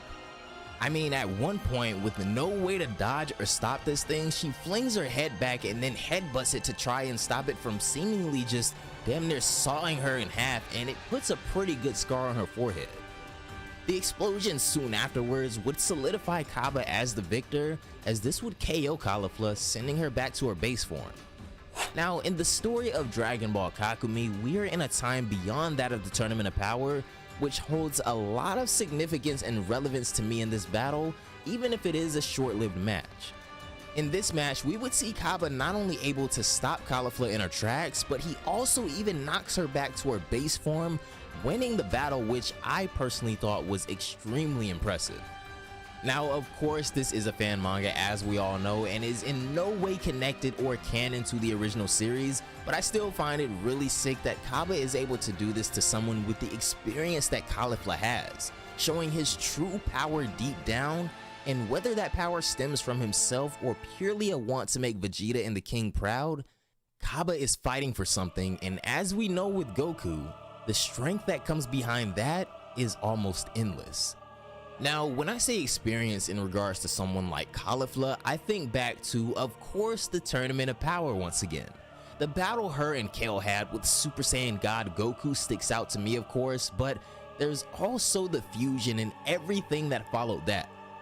Kefla vs Ultra Instinct Goku was one of the most insane battles Dragon Ball has ever pulled off, and the experience from that beatdown definitely had to stick with both of the sisters after the tournament was over. Kaba, however, has never battled and doesn't have that experience against an Ultra Instinct Goku, so momentarily surpassing Cauliflower at this point is all thanks to his recent progression, it seems, and massively in thanks to Vegeta, of course. I think really, and I mean really soon in the Dragon Ball Kakumei story, we're going to be looking at a new, stronger Kaba and just the main Universe 6 Saiyans as a whole, including Broly, of course, with Vegeta there training them. However, with Amaran making contact on planet Sadala in the most recent chapter, Kaba and the rest are going to have to not only prove useful to Vegeta and Broly, but also stay alive long enough to even make it to the war. As far as his new technique though, the splitting kick, what do you guys think of it? I know their score is like something crazy like 18-1 between the two, but all Kaba needs is that one win and he's gonna reverse sweep like the Warriors, I'm sure. Honestly, hopefully Kaba and the others just won't stay Super Saiyan 2s for much longer, but with Vegeta there, it honestly does look like they're on the brink of something special. Maybe even something Vegeta himself has never seen before, but of course with Broly present as well, I would think almost anything is possible. Broly squarely landing a punch on Vegeta. Doula's well-placed portal would send a punch that was meant for him originally through the dimensions, and it would exit to the defense of Amaran, clocking Vegeta. Amaran would then release a technique that sends Vegeta soaring through the skies, reeling. Release Vegeta from your technique now, Broly roars, as the other Saiyans can only stand by, while Vegeta is overpowered by their new opponents. Surprising, Broly. Your past is out of the ordinary, Amaran says to him, and I congratulate you for gaining such strength in such a short amount of time. How can you know all of this, Broly says. However, Amaran would simply reply that it's because he subscribed to the channel long ago and was granted all-knowing wisdom, so you want to be all-knowing like this fella right here, then you know what must be done. It would escape Broly how this opponent has so much knowledge of them already, but his goal is the same, to defend his friends. Amaran, however, only wishes to battle Vegeta, so he orders Doula to take care of Broly and do not dare interfere in his affairs anymore. Doula would heed his request, and as Broly charges again, he opens a portal in front of him and it ejects him in front of Doula. Again, Broly says, being duped by these portals once more. This is when Vegeta would make a thunderous reappearance, however, with a searing rage that won't be tempered so easily. He's transformed, yes, but at this point he barely holds on as the damage from that last attack was so intense. Vegeta would declare, however, that if Amaran thinks that he'll be humiliated like that again, then he is barking up the wrong tree. He beckons Vegeta to come and the battle would begin, with Vegeta relishing the moment to put a god of destruction in their place. Amaran summons his chain whip and attacks Vegeta, who's able to grab hold of the chain and flies off, yanking Amaran in order to get the strongest slam of his life, and he absolutely pile drives the god into the ground. Vegeta delivers the very definition of a crushing blow to Amaran, but as we look closer, we can see that the god was able to avoid the attack just in time. He grabs Vegeta by the face and headbutts him with such force that sparks begin to fly from the center of his mask. He sends Vegeta into the air with a blow to the gut, telling him that this isn't how he's gonna get any damage done to a god. "Don't try to provoke me," Vegeta says. "I'm far past the age of such childishness." Amaran would disagree, however, already having full knowledge of Vegeta's pridefulness. He roars that no matter how much Amaran scans him, he'll never have access to who he truly is. "Perhaps we should try something else then," Amaran declares. "How might you react if I told you that one of my two sidekicks, Salaga, is already on his way to find your beloved Bulma?" The utter gall would shock Vegeta to the core, leaving him speechless. "No. Don't you dare play that game, you damn god of destruction," Vegeta says through gritted teeth after a momentary silence. He would power up again, but this time, Vegeta's true rage would burst through, and he would display a power that even Amaran deems worthy, saying, "Finally." But before he can even utter the praise for such a transformation, Vegeta's appeared in front of him and delivered a battle-leveraging blow. Vegeta would then go on a complete barrage, mercilessly comboing Amaran with punches and letting him know exactly who he's messed with now. I mean, to come all the way here and threaten his Saiyan brethren and even his wife is unforgivable. He would send Amaran into the ground, and then Vegeta actually charges a Gallic gun, taking it back to the DBZ days, but Amaran would easily counter this. He summons his chains again as they easily navigate the beam and then wrap around Vegeta's wrists, slicing him across the face in the process. This time, Amaran would be the one attempting to sling Vegeta around again, pulling him towards himself and returning that punch from earlier with full force. Vegeta pretty much just eats that up though, and when he turns around, he's gone into Super Saiyan Blue evolution, telling Amaran that he's honestly just grown sick of him at this point. Vegeta's power would continue to boil over and explode, but Amaran is enjoying this. A mortal with such power is unheard of. Vegeta would oblige his request to press on and dive directly into Amaran, taking a page out of Full Power Frieza's book and charges him across the landscape before crashing into a mountainside in the far distance. The struggle for dominance in this battle is unreal to say the least, as Amaran looks to have just absorbed all the force from this attack as well, but when he summons his chains again, Vegeta would shatter them this time and deliver an absolutely gut-wrenching blow to the top of Amaran's mask, nearly shattering it to pieces. "Mr. Vegeta, I feel powerless," Kaba thinks to himself, "and as strong as Broly is, the magic of this demon is wearing him down. He won't last forever. Your Majesty, with all due respect, we must intervene," he says as he approaches the king. "Vegeta gives everything to protect us, and to stand by and do nothing is unbearable." "We simply can't afford to lose any men before the war has even begun," King Sadala replies. "I completely understand that," Kaba says, "but it's Vegeta and Broly that will lose if we don't do something. As fighters who defended our universe during the tournament, I sincerely believe that Kale, Caulifla, and myself can be useful in this situation." The king would ponder this as we return to the battle and see that Broly has begun to get more serious as well. He's transformed into a Super Saiyan to combat Dula and proceeds to wail on this man probably even worse than he did to Frieza. I mean, this was a spectacle of like 8 straight panels until Broly just finally singes Dula with the mouth beam. Vegeta would then return to the skies as he overlooks the damage he'd done to Amaran. Unfortunately though, even after all of that, the god still stands and he looks extremely pleased. Amaran would burst into a maniacal laughter as joy showed in his eyes for the first time since we've been introduced to him. "Are you enjoying this?" Vegeta would rage on. "Just who the fuck are you?" "Call me Amaran," he replies. "I stand in for the God of Destruction of Universe 14. "And you think that gives you the right to come and mess with us instead?" Vegeta replies. But Amaran tells him that he's only making a diversion. "It certainly isn't every day that you meet a mortal who's been trained by his angel. I'm not disappointed.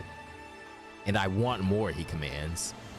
At this point, Vegeta knows that this fight is going to take everything he has, possibly even his life, so he has but mere moments to make this next move and secure some sort of victory in this. He creates a massive solar flare-like flash, blinding Amaran and then flying off.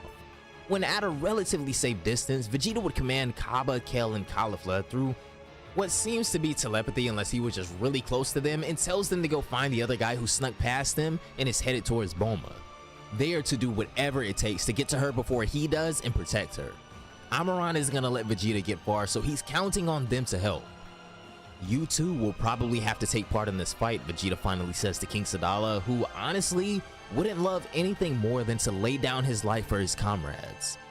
But back on the battlefield, something is suddenly seriously wrong. Broly may have been definitively beating Dula before, but now he's knocked out cold, even though he's still standing up. Dula, on the other hand, is almost unrecognizable from before, and this is what I was talking about, like, not even Frieza looked this bad. He says that he had to put this big lump of a man to sleep to finally get rid of him. "Look at my condition, I am not okay," Dula says. This is when King Sadala would finally step forward, however, with the rest of the admirals saying, "How dare you." Dula would continue to assault Broly while he's knocked out, as the other Saiyans just stand by shocked, appalled that he would attack a sleeping, defenseless warrior. Dula is shameless though, and we're gonna get into that very soon, but King Sadala's patience is wearing thinner by the second. The more Broly endures, the angrier King Sadala would get, as even the admirals begin to transform, unable to contain their own rage at this invasion as well. Dula asks them to just wait a few minutes so he can get some rest, but something immediately stuns King Sadala to his core as he looks as if he's seen a ghost. "Well, I could just put you to sleep now and you'll fall apart like that big pile of muscle," Dula comments, but an overwhelming presence behind him shakes him to the core as well. Broly has appeared behind Dula, seemingly still asleep but in impressive control of his body and strength, as he grabs Dula by the face, who is narrowly able to escape the grasp. Dula knows immediately, however, that he has to get away from Broly as soon as possible. From his perspective, there is no beating this guy. It's certain death if he tries to fight Broly alone, but all of a sudden, Dula is frozen in his tracks. "What has that gorilla done to me now?" he asks. "I can't move." This is when we begin to see the fruits of Broly's training, as he shows that he's adapted Goku's God binding technique, restricting Dula's movement and leaving him frozen and vulnerable on the battlefield. At this moment, however, Amaran would speak telepathically to Dula, asking just what he's playing at right now, like what's the holdup. "I'm really sorry," Dula says, "but this green-clothed Saiyan is far from being like the others. I'm running out of ideas against him." "Broly," Amaran would say as he looked into the depths of his knowledge for a weakness for such a being, and he would find it. Broly would charge forth once more to certainly finish off the near-expired Dula, but when he does, this would create the opening Dula needed to create another portal. He would reach his arms through the portals, but who he retrieves on the other side would stun the battlefield and freeze everyone in their tracks. Dula has gone from ugly to just plain scum, as he snatches both Chile and Limo onto the battlefield by their necks through the portals. Now, of course, Broly's entire demeanor would change after seeing this, pleading that he'll do whatever he wants as long as he just puts those two down. Dula explains that things are just too far gone at this point. I mean, look at his face. Does it look like he's trying to negotiate or be a good Samaritan right now? "Don't worry, Broly, we're as tough as nails," Chile assures him. "Plus, he's not gonna do anything to us, we're his hostages. He needs us." "Isn't that right, Demon?" Chile prods, but I don't think Chile just heard what Dula said. He doesn't want or need hostages. He tosses Limo to the ground, and then next, he stabs Chile through the torso with a keyblade, goring her with his hand. The battlefield would freeze before simultaneous panic ensues from everyone. King Sadala, the universe 6 Saiyans, Broly, even Vegeta.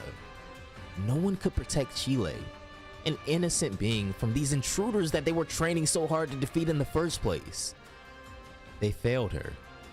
However, Broly has been pushed off the deep end with this one. And this is a point of no return that, unfortunately, due to the circumstances, I feel that Dula, Salaga, and even Amaran will soon regret in only a matter of pages.